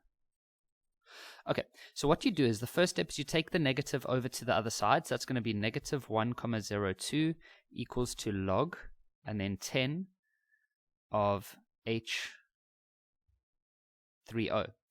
Then, to get the H3O by itself, you're just going to say 10 to the negative 1.02. Go ahead, type that in. Okay, now I'm not going to round off. So if we had to go work that out, the H3O concentration is 0.095499, and then on and on and on. Okay, now the ratio of the concentrations in these type of reactions, if you want to work out the ratio of the concentrations, you can actually just look at the moles. So we know that the ratio of H3O to HCl is, from this balanced equation, it's 1 to 1. So 1 to 1. So if we have an H3O concentration of 0,0954 blah blah blah, then the HCl concentration would have to be the same. So the answer for this one is going to be, now we can round off to 2 decimal places, which this does confuse some learners. Some learners are like, okay, well, if these are the first 2 decimals, then I can just round this off to, you can say that the HCl concentration is then going to be 0,1 if you had to round this to 2 decimal places. But sometimes we actually don't count that first 0 as a decimal, and so other learners might say, okay, well, then I'm just going to round it to 0, and then 0.95. Okay, and both of those will be taken as correct, but now I should obviously give units, moles per decimeter. Like, you can go look on the memo, they allow for both, mole per decimeter. For the rest of this question, if we have to use it, I'm going to use this as the concentration of HCl. Okay. The next one for 8 marks. Hello. So it says that this HCl solution reacts with sodium carbonate according to the following balanced equation. Okay, so they have this over here. Then they say 50 centimeters of the HCl solution. Okay, so 50 centimeters of the HCl solution that we already worked out, so we have got its concentration, is added to 25 centimeters of that sodium carbonate. Calculate the concentration of the excess HCl in the new solution. Calculate the concentration of the excess HCl in the new solution. Okay, so this one's actually not too bad. So what we have is we've got the volume of HCl. Okay, so we've got the volume of HCl. We also have the concentration of HCl from the previous question. Then they've given us the volume of the sodium carbonate, and they've given us its concentration. So what we can do is we can work out the moles of this one and the moles of this one, and then we need to see which one is the limiting reactant. Okay, so that's what we're going to do. So let's go work out So let's go work out here at step 1. We're going to work out the mole of HCl. And to do that, we're just going to use C equals to N over V. And that's going to give us, well, we know the concentration as 0,1 from the previous question. The mole is what we're trying to find, and then the volume must be changed into decimeters, because this was in decimeters, so that's going to be dividing by 1,000. So 50 divided by 1,000 is 0,05, like that, 0,05. Okay, so now you can just get the moles by itself. So the moles will be 0,1 multiplied by 0,05, and so the moles would be 0,005. Alright, so we have the moles of HCl. Step 2, let's go get the moles of sodium carbonate. So we can say C equals to N over V, and we can then say,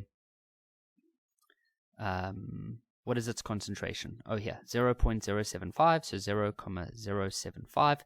And then the moles, we're trying to work out the volume, divide that by 1,000, so that'll be 0.025. And so if you had to work out the moles of sodium carbonate, I'm not going to round off, we're going to get 1.875 times 10 to the minus 3 moles. Okay, so we have the moles of both. Now we need to somehow work out the limiting reactant. Okay, now I know some of you don't enjoy limiting reactant, so let's see how we can do this.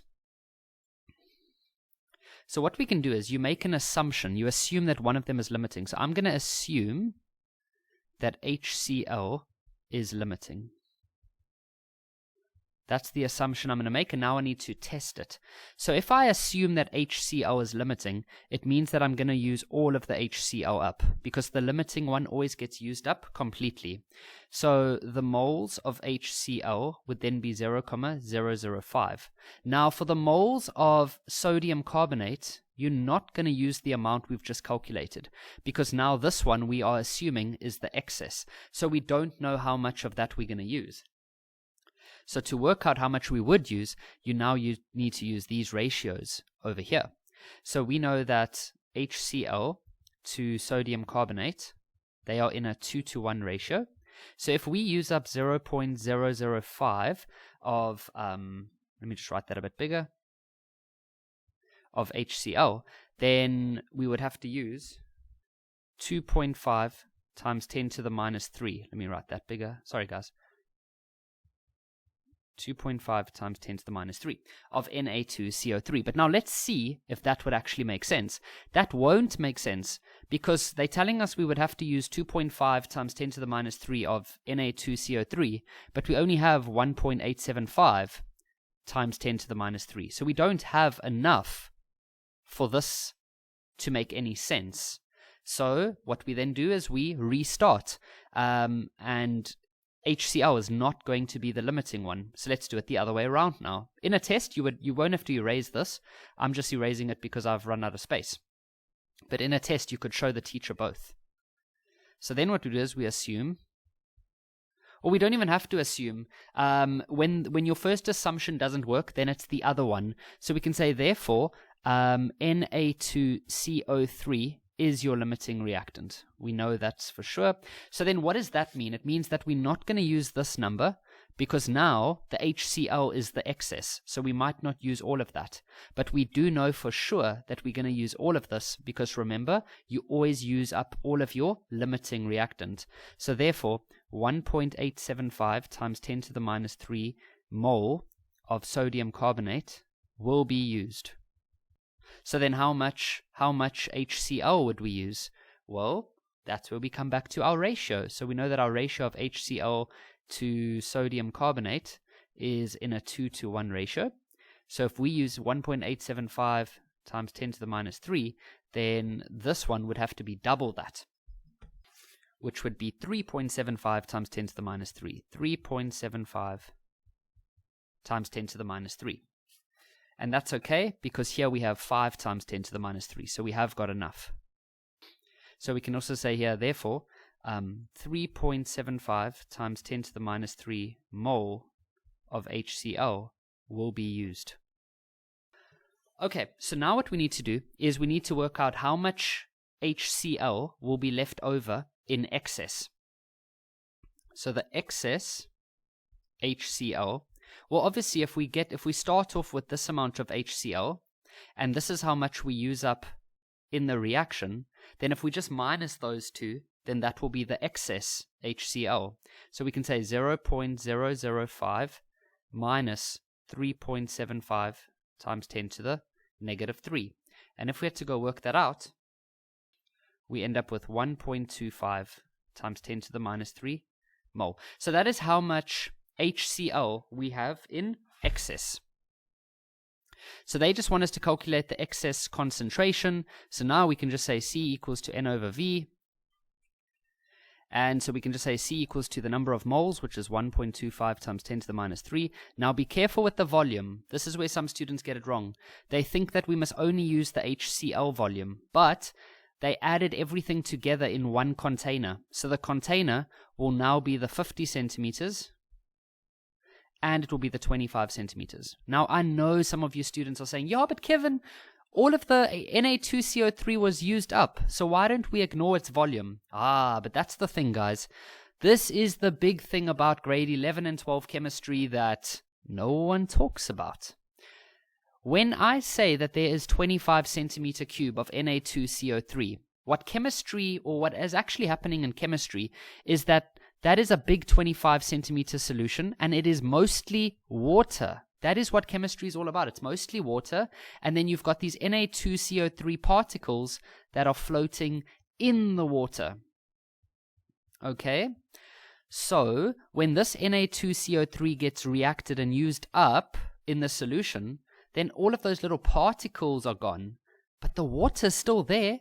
So the volume never changes for these types of questions. So you can still add the volume, okay? So the total volume is 75 centimeters, which is 0.075 decimeters. And so if we had to go work this out, we end up with 0.01, because I got like 0.001666, but if I round it off to 2 decimals, I could get like 0.0 like 1.7 if I don't count this as the first decimal. But now once again, and then I must say moles per decimeter. But now that's not the only answer you can have. I looked on the memo. You are allowed to have an answer between 0.01 up to 0.02, because obviously with the rounding and stuff like that, there are different answers, okay? And so if you go look on the memo, though the range of answers can be between 0.01 and 0.02. So please remember that we can round off in slightly different ways, and they know this. So in your final exams, they do allow for it, okay? It's not like there's only one answer. I wish it was like that, where they gave us exact guidelines of what they want, but it's not the case, okay? You can go look at the memos yourself. You'll see what I'm talking about. The first thing I want to mention is that these questions do carry on. So on the next slide, we've got 8.3 and 8.4, and then we've got those questions over there. I just couldn't fit everything onto one slide, otherwise we won't have enough space for the writing. The table below shows two half cells, A and B, used to assemble an electrochemical cell under standard conditions. State the energy conversion that takes place in the cell. Now, an electrochemical, that is, we have different names for that. Some of us might have heard it as galvanic. That's the one I usually use when I explain it to students. We call it a galvanic. So, yeah, maybe you haven't seen electrochemical as well, but I don't see them using the word electrochemical too much, but that's another word for galvanic. So we should know that a galvanic cell takes chemical energy and then converts it into electrical energy. If it was a electrolytic cell, then it would be the opposite. Then you would start with the battery, which is the electrical, and then you would convert that into chemical. This is a very interesting one. Calculate the mass of silver nitrate used to prepare 150 centimeters of the electrolyte solution in half cell B. Now, I can guarantee you that a lot of learners who would have written this exam or test, they would have looked at this and been like, dude, like, seriously? We only have the volume. Like, we don't have any other information. But they said standard conditions. We should remember that these half cells that we get on our table, you know, table 4A, table 4B, those conditions are concentrations. That is always going to be 1 mole per decimeter. Yes, there's also temperature conditions and pressure conditions, but with concentrations, what we've learned is that all of the concentrations must be 1 mole per decimeter. So then we could use our formula C equals to N over V, and we could work out the moles of silver nitrate. Remember though, this must be converted into decimeters. So 150 centimeter cube is the same as 0.15 decimeters. Okay? So we can say that the concentration is 1, and then the number of moles we don't know, and the volume would be 0.15. By the way, some of you might prefer to use this formula. I do see that a lot of learners use that. There's nothing wrong with that. You can also use that one. I just prefer to do it with this one. Now, if we had to go work out the number of moles, we'd get 0.15. So therefore, 0.15 moles of silver nitrate. Okay, so now what we can go and do is we can go use the formula N equals to M over capital M. And now here's where you would need your periodic table. So you could go find the mass of silver, nitrogen, and oxygen. So if you look at your periodic table, we'd know that silver is 108, nitrogen is 14, and then oxygen would be 16. So if we had to say 0.15, and then the mass we don't know, and then for the molar mass you would say silver plus nitrogen, and then 3 oxygens, so that would be 16 times 3. And then we could say 0.15 equals to mass over, this would actually become 170. And then if we had to go work out the mass, you would end up with 25.5, and then this would be in grams. This question says, define the term reducing agent. Okay, so before we get into the proper definition, I just want to remind you guys something, that there's this weird thing that happened since grade 11, okay? It's been happening since grade 11. So we can say that the substance, this is not the answer, hey? This is just me explaining something. So the substance that is oxidized,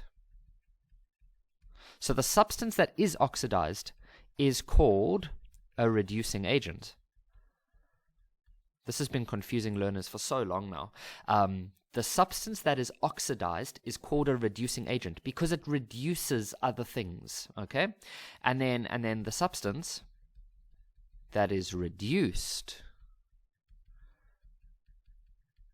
is called an oxidizing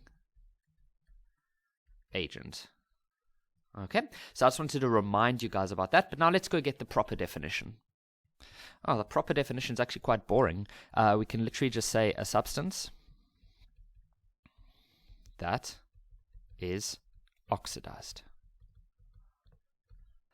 Next one, write down the name or formula of the reducing agent. Okay, so we got to go find these two things on that table now. And now remember that I typically show table 4B. Well, I always show table 4B.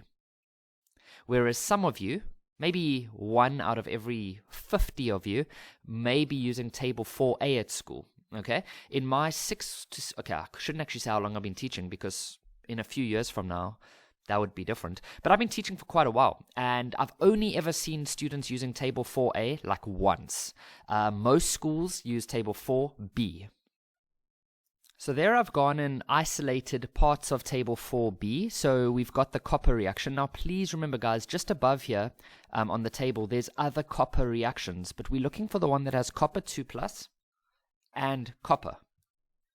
And then we've got Ag plus and Ag. So I've got those here at the bottom. Okay. And then I also went and included those arrows that I've showed in previous lessons. So it says write down the name or formula of the reducing agent. Okay, so remember the way I showed you guys the way the arrows work. So you always look for the one that's higher up on the right hand side. So that would be that. This is only if using table 4b, right? And then you look for the one that's lower down on the left hand side, and there we have it. Because you wouldn't choose this one because this one's lower down. So we have the Ag plus and we have the copper. So then what happens is that we start with this one. So it goes that way. Okay. And then we start with this one and it goes that way. So we should know from our oil rig acronym that this is an oxidation reaction when it goes in that direction. So this is oxidation. And then this is a reduction reaction when it goes in that direction. Okay, so it says name or formula of the reducing agent. Now, in the previous question, or actually in this one, yeah, we said that a reducing agent is the substance that is oxidized. So we come up to the oxidation reaction and we see which substance is oxidized. Well, it's always the thing that you start with. So that would be copper. Some students would say copper 2+, but that would be marked incorrect. It has to be very specific. It's copper. So you could say Cu or you could say copper. Then they want us to find the balanced equation. So they're talking about the overall reaction. So what we can do is we can write out the two reactions. So Ag plus 1 electron gives you Ag. And then copper, the copper reaction. But now you must write it in the correct order. So this one's going this way. So we say copper becomes copper 2+ plus 2 electrons. Okay. Now we need to put these two reactions together. So remember, to do that, these electrons need to be balanced. So what we'll need to do is multiply this silver reaction, this one over here. We're going to have to multiply that by 2. Okay, so we're going to times this one by 2. So that's going to end up becoming 2Ag plus 2 electrons gives us Ag. Now I'm just going to write the other one underneath. Copper becomes copper 2+ plus 2 electrons. Okay, so now we can add these two reactions together. So you literally just add them together, so it becomes 2Ag plus copper. You see what I'm doing? I'm adding everything that's on the left of the arrow. So that's this and this. I'm not adding the electrons because they are going to cancel out. And then on the other side, it would be silver plus Cu 2+. And there we have it. Calculate the initial EMF. So we know that the formula for EMF is the value at your cathode minus the value at your anode. Okay, so we already, earlier on, we said that this was the reduction reaction. And we said that this one here was your oxidation. We also know that reduction goes with cathode and oxidation is always going with anode. And that whether you have an electrolytic cell or a galvanic cell, that's always true. So to work out to do this formula, so we need the value at the cathode. So we just look at the value at the cathode, which is 0.8 minus, and then we look at the value at the anode, which is 0.34. And that's it. You just go minus those two, and that's going to give you 0.46 volts. For this next question, it says, how will the EMF of the cell be affected if the concentration of copper ions increases? Okay, so what we need for this is the previous question's answer, which was 2Ag plus copper gave us 2Ag plus copper 2+. Okay, so that was from our previous answer. Now, all that you do in a question like this is you use Le Chatelier's principle. Okay, remember that this is the pure copper, that's pure copper, and this here is your copper ion. An ion is anything that has a charge. So it says here, how will the EMF of the cell be affected if the concentration of the copper ion is increased. Okay, so if you increase this, think about the way equilibrium works. If you increase this one, then the system will try to decrease that. So how will it do that? Will it go in the forward direction? No, it won't go in the forward direction, because if it goes in the forward direction, then this will become even more. So it will actually go in the reverse direction. Okay, so it's going to go in the reverse direction, and so the amount of copper 2 plus, well, yeah, it would go in the reverse direction to try and make less copper 2 plus. So because it's going to go in the reverse direction, your EMF is going to decrease. So I'll explain something to you guys now. EMF will decrease. So we should choose that one. Because the way it works, if you go forward, then the EMF increases. If you go reverse, then your EMF decreases. The diagram below shows a simplified electrolytic cell used to electroplate a ring. Okay, so let's try to get an idea here of what would happen before we even read the question. So here we've got a pure piece of chromium. So what that usually means is that we are going to take some of this chromium, right, which is solid, and we are going to have to try get this chromium onto that ring. Now the way that we do that is we oxidize this chromium. So we convert this chromium into ions, and then those ions will be attracted to the ring, and then they would undergo reduction. So you would convert the Cr3 plus into pure chromium once again. Okay, so that's just a little summary of what we're going to do here. You're taking this solid chromium, you're converting it into ions. Those ions then move over to the ring, and then they get reduced to form pure chromium again. First question, define the term electrolyte. So there's a whole bunch of definitions that the memo allows, but one of them is it is a substance. Whoopsie, what's up with you, Kev? A substance whose, okay, that's not how you spell. I know that is how you spell it. Whose solution contains ions. Okay, then the next one, is the pure chromium metal, which is this one, the anode or the cathode? Well, what I've always told you guys is that cathode is always the place where reduction happens. I don't talk about the whole positive, negative, because that's different for electrolytic cells and galvanic cells. But if we talk about anode and cathode like this, and oxidation, reduction, these things never change, whether we are looking at electrolytic or galvanic.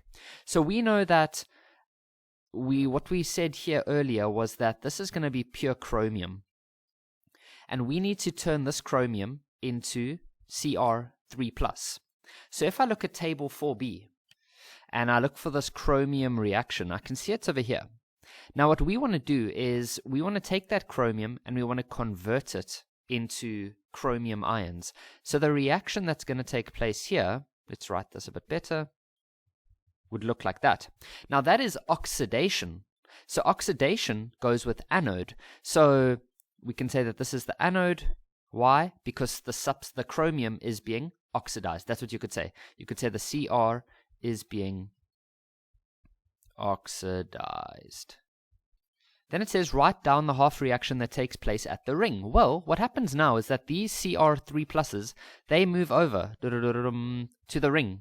And then what happens is that the reverse of this happens. So, well, the reverse of this one. So now we're just going to write it the normal way going forward. So it's going to be Cr3 plus 3 electrons gives you Cr. So it says write down the half reaction that takes place at the ring. That's the half reaction. So let's write it over here. Okay.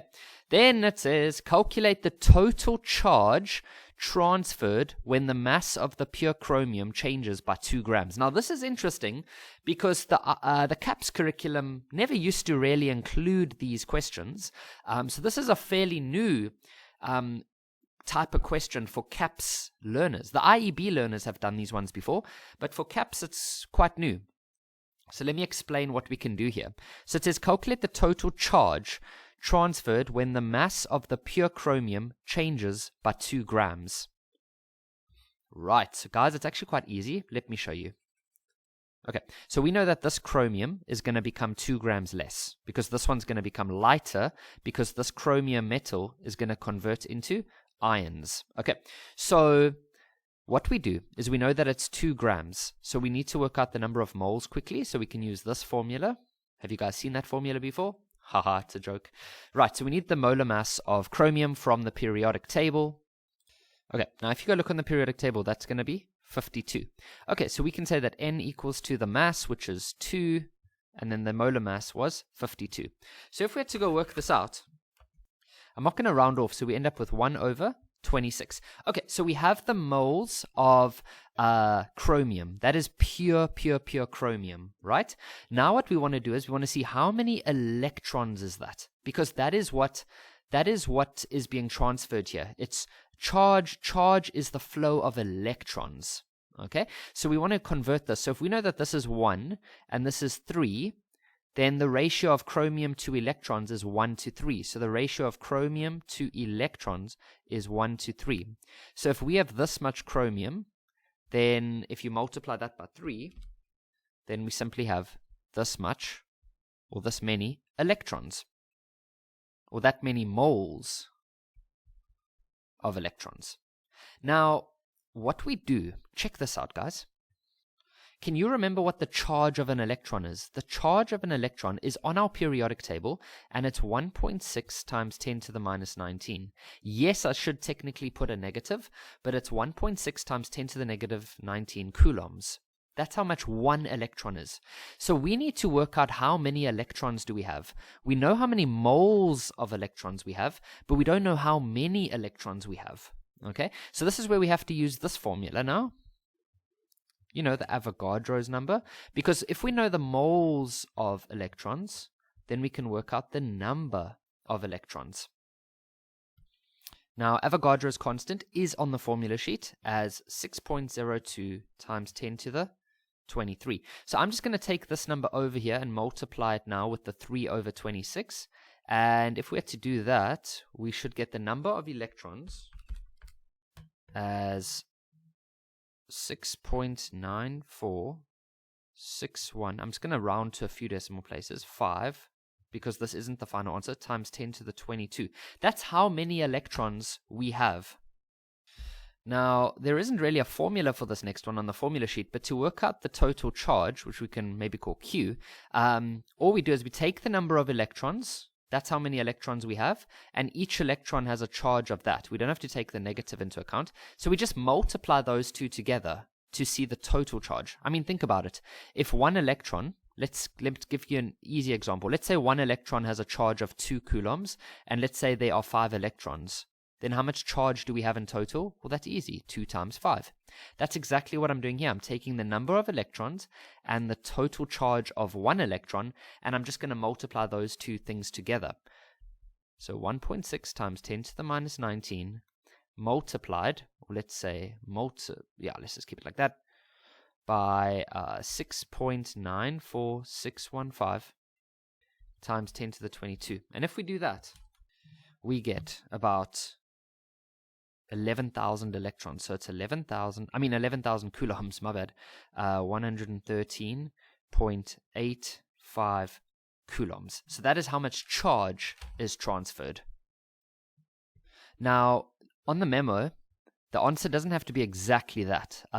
Some students round off at different places. So the range of answers that you are allowed is 11076.8 up to 11580. Okay, so that's sort of what they said on the memo, that you're allowed to have an answer somewhere between that.